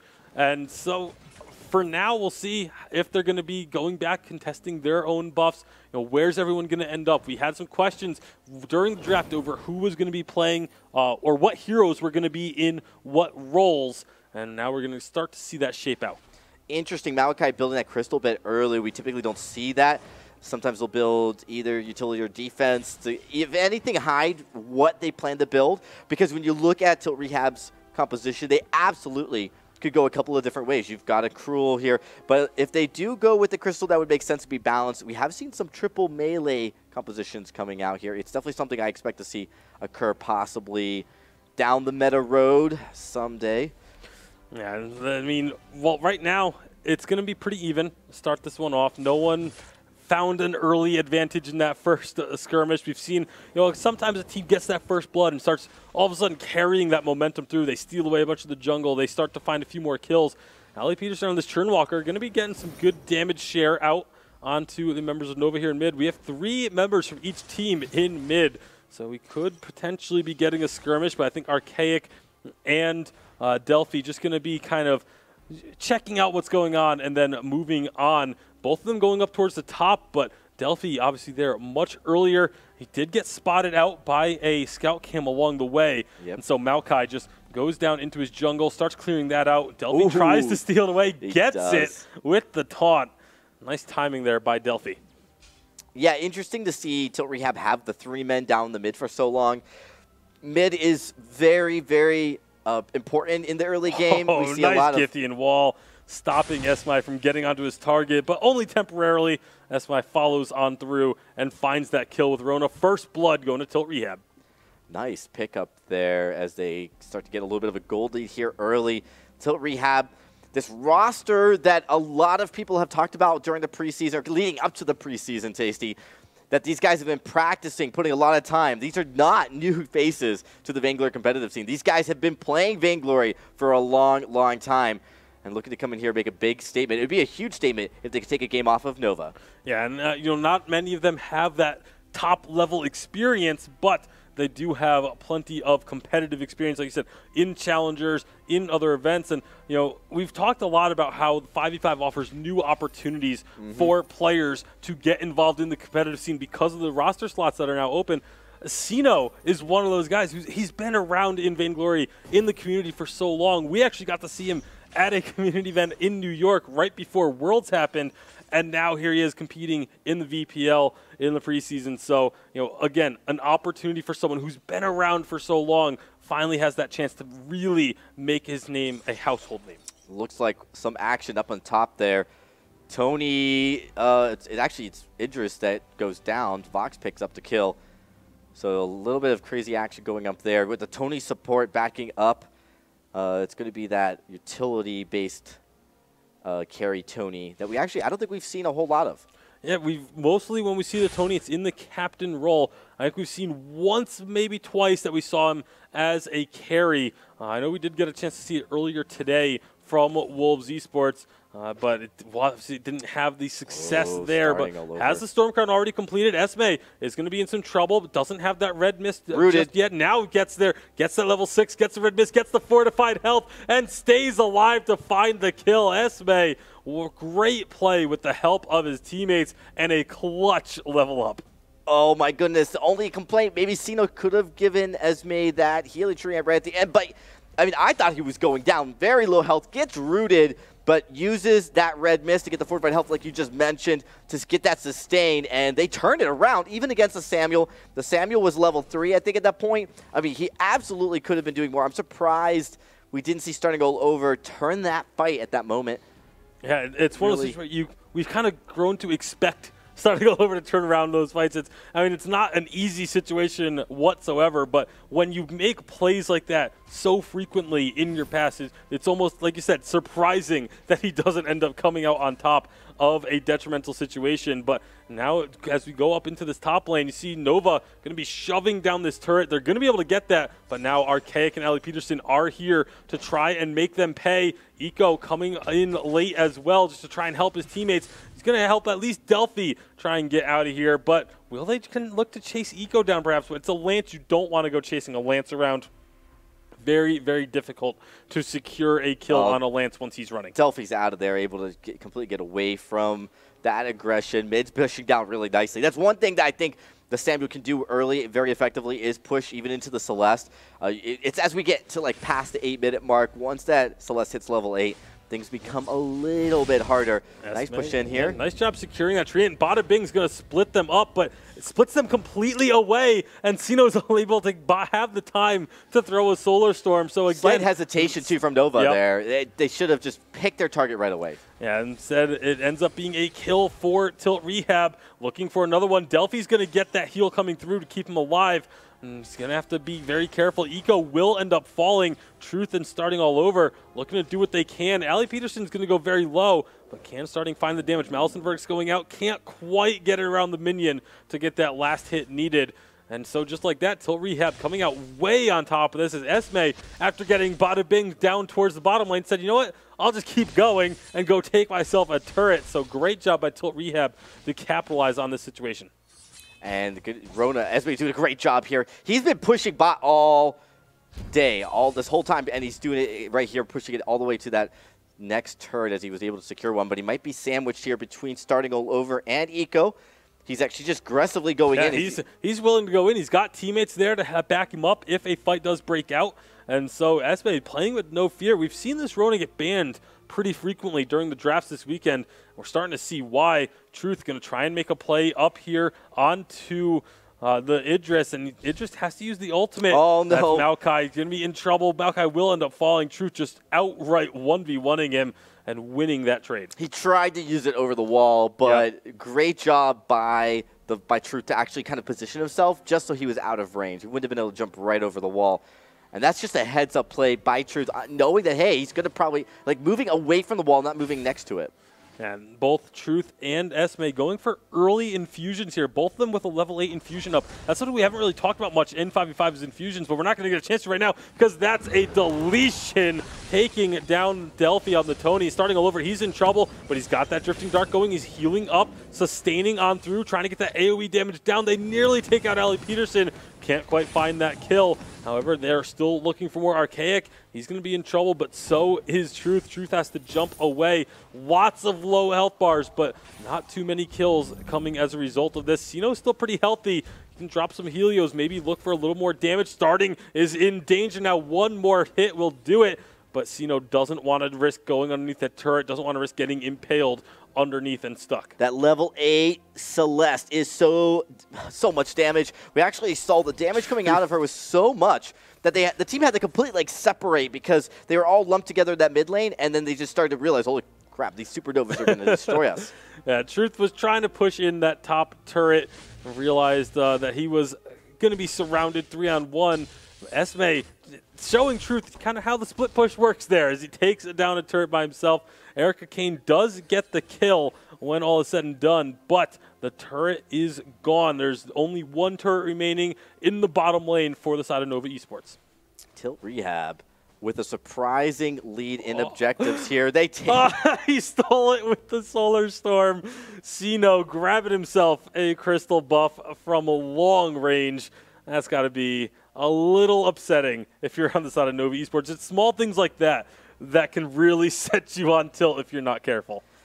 Really heads-up play from Sino this entire time. He has to be the player in this game who just position-wise keeps his head on straight. He brings so much damage. He cannot go down early. He needs his front line to protect him. I think Esme on this Rona has done a great job so far. Cruel as well. Archaic, they need to just protect him. Starting all over, going down against Samuel. That's what Samuel needs, is a good front line, and I think Lance could be that. But right now, Lance and Tony have not been able to keep starting all over alive. A lot of that starting needs to maybe be a little bit more cautious. That's another turret. So now all of your front row turrets are gone for Nova. Yeah, Tilt Rehab doing a good job of pushing in these turrets when they have the opportunity. But like you said, focusing their targets, taking down starting all over, knowing that if they don't kill him, he's going to be able to turn fights around almost single-handedly. So they're putting a lot of focus onto taking Samuel out when they have the opportunity. Starting all over has not been able to have an impact in a team fight. You see 0-3-0 for his KDA. Though. Truth does finally get that turret, but again, this is the second or third time that he's just thrown himself at that top lane to try and take that turret down. Well, he has to, because he's got no one else there to push with him, so he wants the objective. And his team, honestly, being pushed somewhere else, you could take that kill. But now this allows Tilt Rehab to move down here and push the mid continuously, probably look for a fight, almost get Eco in that core collapse. There's a stun, so pull him back with the chain. Solar Storm will rip on through and take Lance down. Starting all over, doing what he can. Erica Kane is here as well, has some good damage on this Black Feather. It is a crystal Black Feather, one of the first CP Black Feathers that we have seen this weekend. But look at these Helios, just getting placed all over the place, preventing Nova from being able to push past this turret. If they try and go past the turret, they're going to just eat a ton of damage from the Supernovas. They try and do so now, and you see Delphi just eating chunks of his health. Meanwhile, that turret is about to fall as well. Great job by Tilt Rehab, just putting this pressure on, not allowing room to breathe. There's another Solar Storm going to go on through the team. Delphi and Starting both very low, but not low enough to really be in too much danger as Tilt Rehab starts to back away. But Tilt Rehab's going to be able to clear out their jungle. And as we approach the 15-minute mark, these fights, these kind of pushes where they can just push them back into their base, that's great. I mean, you're going to be able to open up the jungle and then take a Black Claw to finish off the game in the next few minutes. Unless Nova needs to find a way to stop that. They need to find a way to defend these lanes, yes, but they need to find a way to win these fights. And if they just maybe stall or turtle here for a little bit longer, as they get closer, they need to make a decision, though. They need to engage Rehab and try to catch Rehab out a little bit, catch him by surprise. And Nova Esports with 4 turrets remaining compared to the 7 remaining from Tilt Rehab. They have only lost those 2 turrets that Truth has pushed down in the top lane. So there's not really going to be many opportunities. Like, even if Nova wins a team fight, they still have so much work to do to even this game back up. And Tilt Rehab, they have been the ones in control. They've been dictating where and when fights happen. And Erica Kane going to take a lot of damage courtesy of Esme, who has been on fire this game with this Rona. There's a Solar Storm going to go on through onto Erica Kane, trying to just get them low enough, make it so that they can't defend this turret. As obviously they really want to take this one down over the wall. It's a nice Githian wall stun. Going to stun up multiple targets. They finally take down Sino. That's going to be big. Can they look for any more, though, is the question. Still a lot of blue health in this fight. There goes Esme getting knocked over the wall, courtesy of Abana Bing. Archaic is about to fall. They do trade for one. They finally take down another. That's going to be a big cleanup from Tony. Esme, the final member standing, and it's an ace for Nova Esports. This is a huge fight. We just talked about they need to win one of these fights. They just can't sit back alone because they're going to continually give up objectives and gold. Now they're looking at split pushing while also taking Ghost Wing here, which I didn't know Tony could solo it, but he's got a lot of those items. He's got that Storm Crown that allows him to really handle these objectives like Ghost Wing very easily. I love the fact Samuel, Blackfeather, all of them just split lanes. They immediately knew where they needed to go. They were able to push it up. They need to build themselves some room. Waiting over the wall. Gets the vision stolen away, but he can't get the Ghost Wing as a result. So close. That was so important that Nova took out that vision, that scout cam, because if that scout cam is there, he knows exactly when to time it. As soon as the scout cam went down, he didn't know when to time that ultimate anymore, and so he ended up just throwing it a touch too early and couldn't quite get the steal. Well, we're just about watching Blacklaw land. There, Blacklaw comes. The question now will be, you've got this Ghost Wing buff, what can you do with it? I think that they've, even the lanes a little bit. I mean, they've pushed the lanes back. It's still on their side. Like, they still have they're kind of backed up a little bit, and they really haven't found a way to push Rehab back into their side of the jungle, on their side of the map yet. We'll see. This fight should be the one that decides that right here. With this buff, they should be able to just engage and go after Rehab. Yeah, this is potentially a fight that could decide the game, depending on which way it goes and how much is taken afterwards. I mean, you see the kills are close to even now, but the gold is still very much in favor of Tilt Rehab, and that's what Nova's going to have to be careful of. If you look at the infusions, a lot of level 10 infusions, 1 level 12 for Truth, a couple of level 9 infusions actually on the side of Tilt Rehab, and Sino does not have an infusion for himself. You see Archaic in this bottom lane. This should be the trigger for Nova to go in and try and force a fight, knowing that Kroll is nowhere close. And here we go, underneath the turret. They're going to be looking for Sino, trying to get that kill. He's staying alive a long time. That's a great trespass and a good bada bing, knocking Maokai out of the fight a little bit. But it's going to be Nova finding the first kill. They take Sino down. They do lose their Samuel, however, and this is just all going all in. The Kroll has joined the fight, and Eco and Erica Kane are both so low. Delphi just barely hanging on for a little longer, but he's going to end up falling, and it is now the Idris finding a triple kill. Erica Kane, last member standing from Nova, is going to be chased down by Maokai. Nice job dodging out on point, and that could be a no. Erica Kane turns it around, finds the kill. It is now a 4-on-3. Even if Erica Kane goes down here, it's fine. There's nothing that Tilt Rehab can gain off of this. Erica Kane, because he got that kill onto Idris, that was absolutely huge. No, that was a big play, because you've got to keep in mind, Ghost Wing, 3 guys, that could take a Ghost Wing. I'm sorry, Blacklaw even, but you know, two members left. You have to Celeste is just going to go up and push lane. The lanes also have been pushed up for Nova Esports. That's really important now. They've balanced the game as far as where the minions, where the creeps have moved so far in this map, and so they've given themselves breathing room at this point. But a very, very important fight. Honestly, Nova looked like they could win that fight, and then it started to turn back in favor of Tilt Rehab. So they didn't get quite what they wanted, but they could have been going, it could have gotten a lot worse. Yeah, it absolutely could have been a lot worse, but it's, again, the fact that they almost went even on that fight. They made it a much closer fight than what we have seen thus far to this point.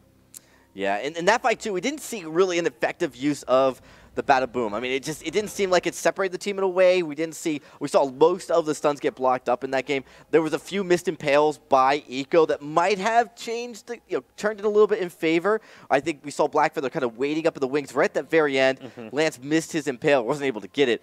And then, of course, that just definitely sealed the deal. Blackfeather's like, all right, I'm not going into this. Yeah, it's interesting to see where they're going to be moving. Looks like Nova wants to bring the fight down towards Ghostwing. But Tilt Rehab, they're starting to drift up towards the Black Claw. So both objectives available. So which one are you going to prioritize? Erica Kane is in the bottom lane. Tilt Rehab saw that. They're trying to just get vision control. This is what I think is the smartest decision here.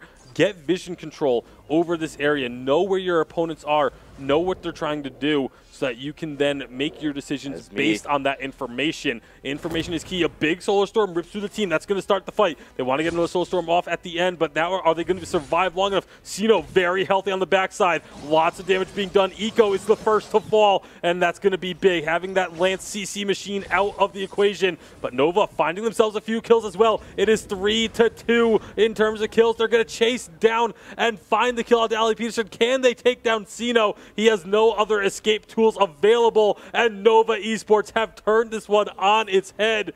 5 for 2 is the trade, and now Nova can start pushing. Really important to talk about the Atlas Pauldrons in that fight, because there were some really well-timed ones. A lot of blocks coming out, but some, I believe it was Esme on the rotor that got slowed. That's important because she's got that breaking point. I couldn't tell if Archaic got slowed as well, so I'll have to go back and watch that. But again, slowing down those heroes, because they're all about sustain. If they're just a little bit slower in doing their damage, that helps you tremendously. Again, a lot of impressive plays. There's so much action.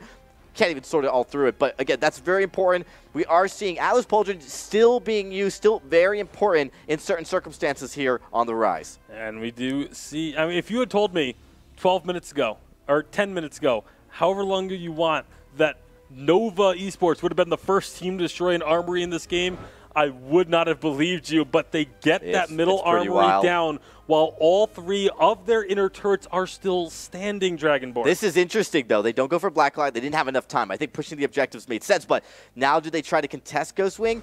The vision's important.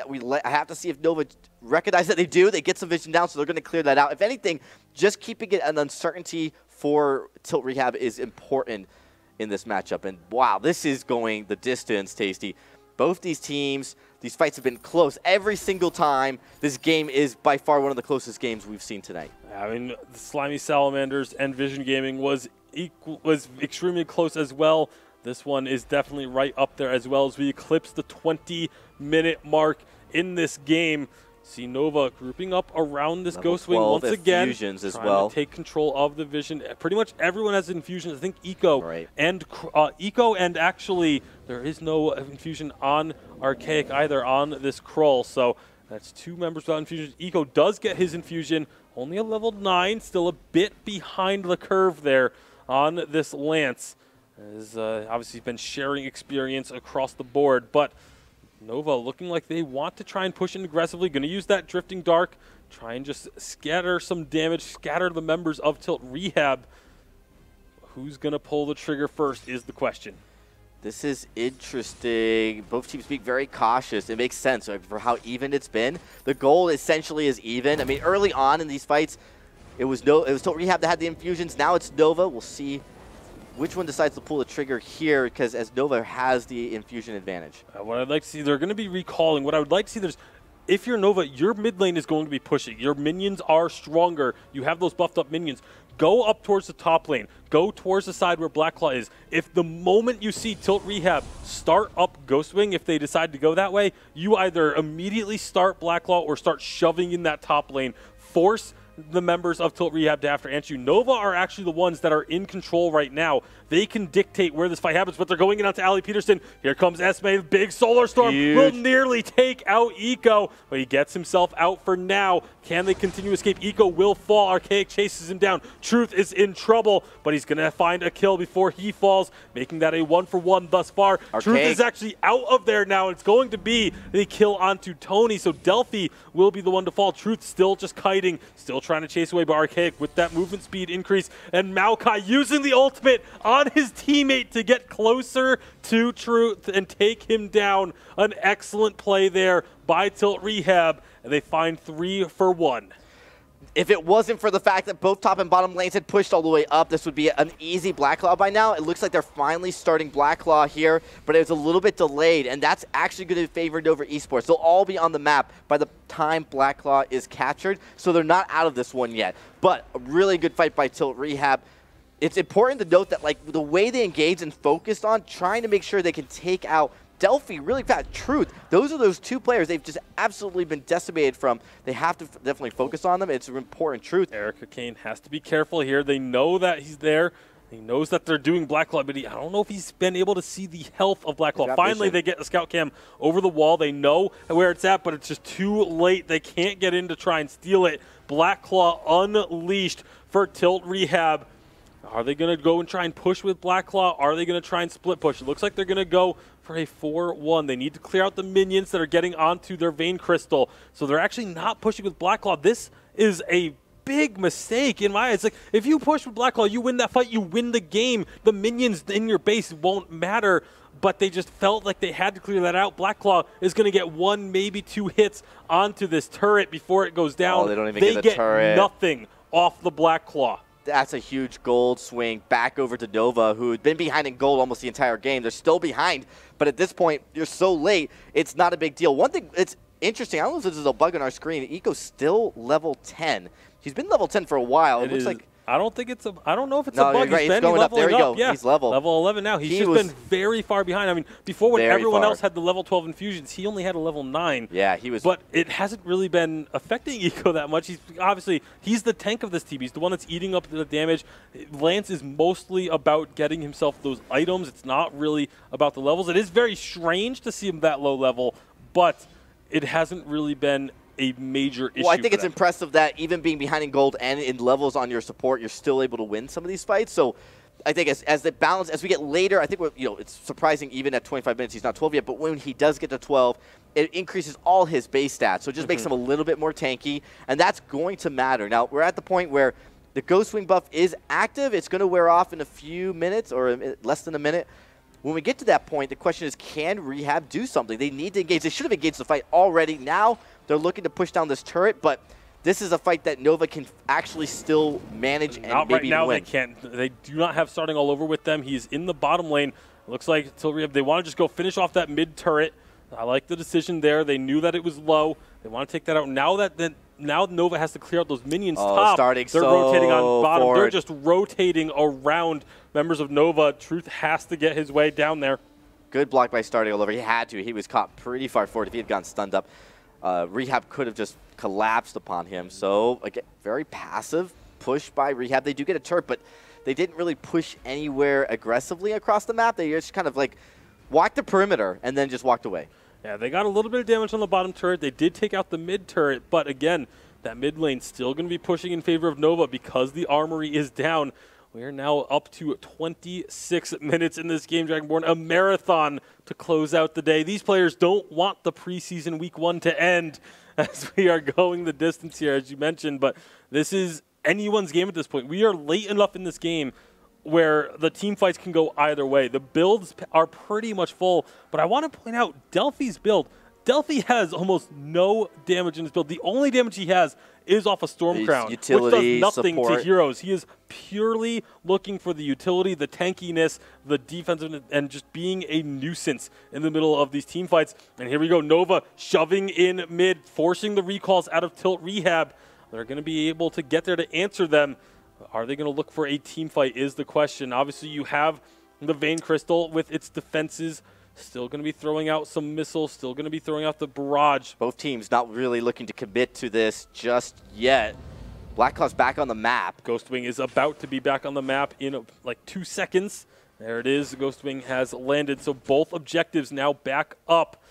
And this is officially the longest match of the preseason. Yeah. As I think the last match in Europe that did go pretty long was 26 minutes and change. This is now 27.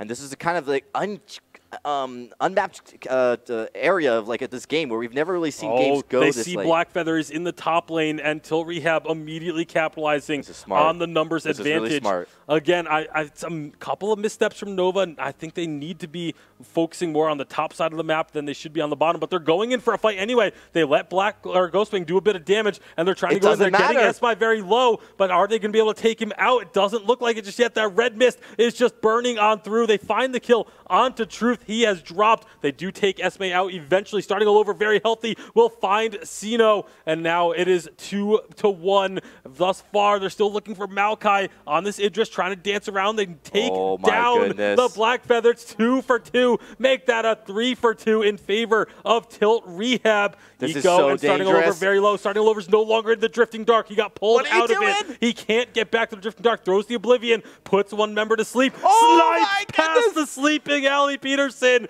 and takes out another kill. Starting all over is playing out of his mind, but Allie Peterson's looking to make the plays 2-on-1. Finds one. This is a Churnwalker solo against 2 members. Finds the kills. Archaic can't hit, but he has the movement speed, and he will find the kill. But they still, I don't know if they have enough with 2 members, and the respawns are going to be coming through. They can't look to try and push into the base or end the game. There's a lot of minions top lane. I think that should be their call, but instead they're going to start Black Claw. They were pretty far. This is where teleport boots really comes in handy if you had vision down there or something. They have nothing. They can't move in. So Vox is up. He's going to clear the lane. I mean, Black Claw could end it for them right now, but this is going to take them so long to secure Black Claw. You're going to have 3 members up from Nova. I mean, they could look to come in and steal this even. So it's a very risky play for the side of Tilt Rehab. I mean, I don't think it's that risky just because you see how durable they are. You see how long they can last. There's teleport boots in. They now have 3 members there. But look at how many members of Tilt Rehab are up now. They can make their way there, and they will have a numbers advantage. Another teleport boots in. We're so late in the game that they're selling their boots to buy teleport boots. The fight is on for Black Claw. It will be secured by the members of Tilt Rehab. And with only having the armory there, they need to push with this Black Claw or push the top lane. One of the two. Ignore everything else and just push for this win. Let's see. Find a kill if you can. That'd be just gravy. But if you put the pressure on, just prevent Nova from getting this damage onto the Black Claw. Esme, though, rotating up the top. Rotating up. He's going to try and rotate around. He wants to go for that armory. As long as you get in range, the armory's barrier is gone. Esme's just looking to drag members away from the Black Claw. Black Claw's already about halfway down. Nova going to be looking to try and clean that one out. Tilt Rehab, you need to go instead. They Huge just let Oblivion, Black Claw by go the way. down. Great Oblivion from starting all over. And the fight is on. They're going in deep. They're looking to try and get the kill on to Archaic. He's so low, but he gets out on the backside. A big stun connects onto Delphi, but he's so durable. He's going to bada bing Sino, but no one can follow up. That's the problem. He's going to be traded. But they have so much damage now with Truth. Truth is untouched in this fight. Esme trying to do what he can, but it's not going to be enough. And Nova Esports have cleaned up the fight. They take down Tilt Rehab. They have a vulnerable Vein Crystal, and they will end this 30-minute marathon of a game. You got to focus down Truth there. 25 stacks. He's just going to outscale you, and he's got some lifesteal as well. Tasty, what an incredible comeback from Nova. Absolutely amazing, managing to turn that game around. It looked at around the 9 to 10 minute mark like this game was going to be ending in favor of the side of Tilt Rehab within the next 5 to 8 minutes. And instead, it goes for an additional 20. And Nova Esports turn it around and take themselves the victory. What an incredible finish to our marathon opening weekend of the VPL Preseason Invitational. Guys, what? How was that? Setting the bar high. Not only did we have our fastest and shortest game of the day, we have now had our longest game of the day as well. Over 30 minutes is definitely the first 30 minutes on the Sovereign's Rise thus far. So bars are set high after this first weekend. Really impressed with all the teams all around. Huge shout out to Nova. They kept their composure. They didn't give up, and they were able to come back into it. They stayed very, very strong. Flash, when do you believe the match really turned? What was that point? There were two key team fights in towards what would normally be considered the late game, around 10 to 15 minutes into it, that Nova was able to find their ground. It was absolutely amazing mechanics, especially out of Truth on that Vox. I have to give huge credit to him. He was playing absolutely amazingly. He was kiting the entire time. Those mortal wounds onto Rona, shutting her down. Both Delphi and Eco finding the crowd control, making sure that Tilt Rehab is not able to use all of their abilities whenever they needed to, and there's just great mechanics all around. This was really just the first one, picking up a triple kill on a Delphi, even though he doesn't have any damage items in his kit. The fact he was able to find a triple was absolutely crazy. But this second team fight at the 18-minute mark, this was all Truth. He built up so many breaking point stacks towards the end of this fight. I think Tilt Rehab was very reliant upon Xeno hitting massive solar storms. He wasn't able to in this one, but Truth, just in those back lines, 10, 11, 12, 13, he definitely maxes out his breaking point, and he is just hitting like an absolute truck. Tilt Rehab falling down, not able to respond to it, unfortunately. Sino doing his best to try and get away, but at that point, doesn't matter. And then finally, closing things out in the base. Tilt Rehab trying to execute with this Black Claw. Nova, great job recognizing that they weren't positioned very well.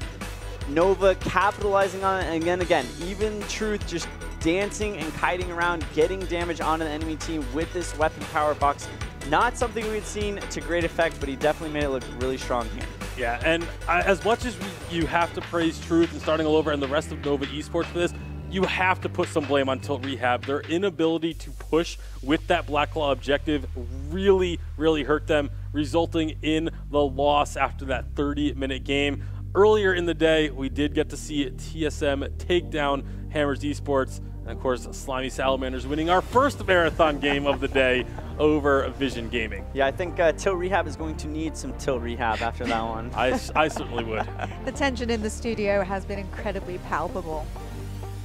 And so, obviously, those were the results from what we just saw in North America earlier in the day. In case you missed it, cover your eyes and go watch the VODs if you don't want any spoilers. But we did see Team Queso get on their winning ways that we expected against Rising Lotus.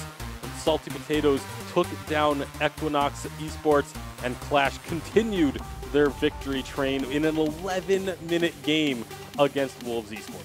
You know what's great? I mentioned salty potatoes earlier by mistake, but I don't even mind because I like saying salty potatoes. Salty potatoes. All right, Flash, what was the big news that we had this week? Biggest takeaway has got to be the vast difference between the play styles between North America and Europe. Maylene, though, coming to the Sovereign's Rise in 5v5. Very excited for that next Wednesday.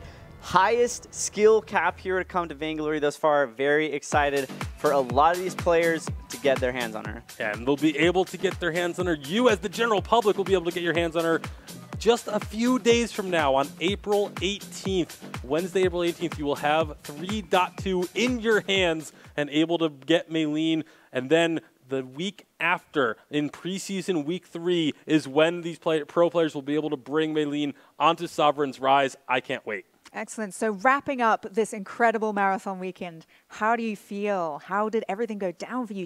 Have you digested it yet? Do you need some time? I think I definitely am going to need a little bit of time to go over everything again. I need to get them back out here with some more of those bacon strips for me to kind of re-energize for the rest of the week. Yeah, definitely a great foundation setting up for the rest of the season. I hope a lot of these teams go back into these VODs, study not just what they are doing well, but what other teams are doing well also. One of the easiest ways to learn is studying those other teams. We got to look at the schedule for next weekend. We're going to see all the teams coming back from Europe. Team Queso kicking things off. Hope to see good things from them. And then on the North American flip side of things, we'll see Tribe come back. They get to play twice next weekend. We only got to see them on Saturday this weekend, but definitely looking forward to that. Yeah, definitely hoping to see a little bit more decisiveness when it comes to trying to finish games from the North American squads. Maybe start to look at Europe and see what they're doing, figure out how they're decisively ending these games, and mimic a little bit of that. Absolutely fantastic. I cannot wait. That's going to do it for our coverage of the VPL Preseason Invitational today. We are back next weekend for another full slate of action. For Tasty Bacon and for Flash X, I'm Kate Elliott. Thank you so much for watching, tuning in. Join us next week. And for now, we're going to leave you with some of the highlights from the best moments of today. Enjoy. Down, Pool will fall. That is crucial. The Pico is still alive. He has played out of his mind as well. And this looks like Slimy Salamanders. They find another kill onto Batiste, isolating him. Neon Fire is very low. But they find a kill onto Mixi. As one shot, one kill will come through. Will find another kill for Slimy Salamanders with 3 members dead. This should be enough for them to close it out unless PvP Warrior and Lightning T play out of their focus. They take the turret down. They have a lot of low health on the side of Hammers. Another one-shot tags Celeste once again. Daniel trying to dive on deep, but he's not going to find it. From Hell's Heart doesn't connect either, but the armory is destroyed. TSM, do they want to look for a fight? The defensive, the death from above, just to get them the right space out. But a great active camo stun. That's going to be a gauntlet coming out, trying to stop things, trying to just slow. Information is key. A big Solar Storm rips through the team. That's going to start the fight. They want to get another Solar Storm off at the end, but now are they going to survive long enough? Sino very healthy on the backside. Lots of damage being done. Eco is the first to fall, and that's going to be big. Having that Lance CC machine out of the equation, but Nova finding themselves a few kills as well. It is 3-2 in terms of kills. They're going to chase down and find the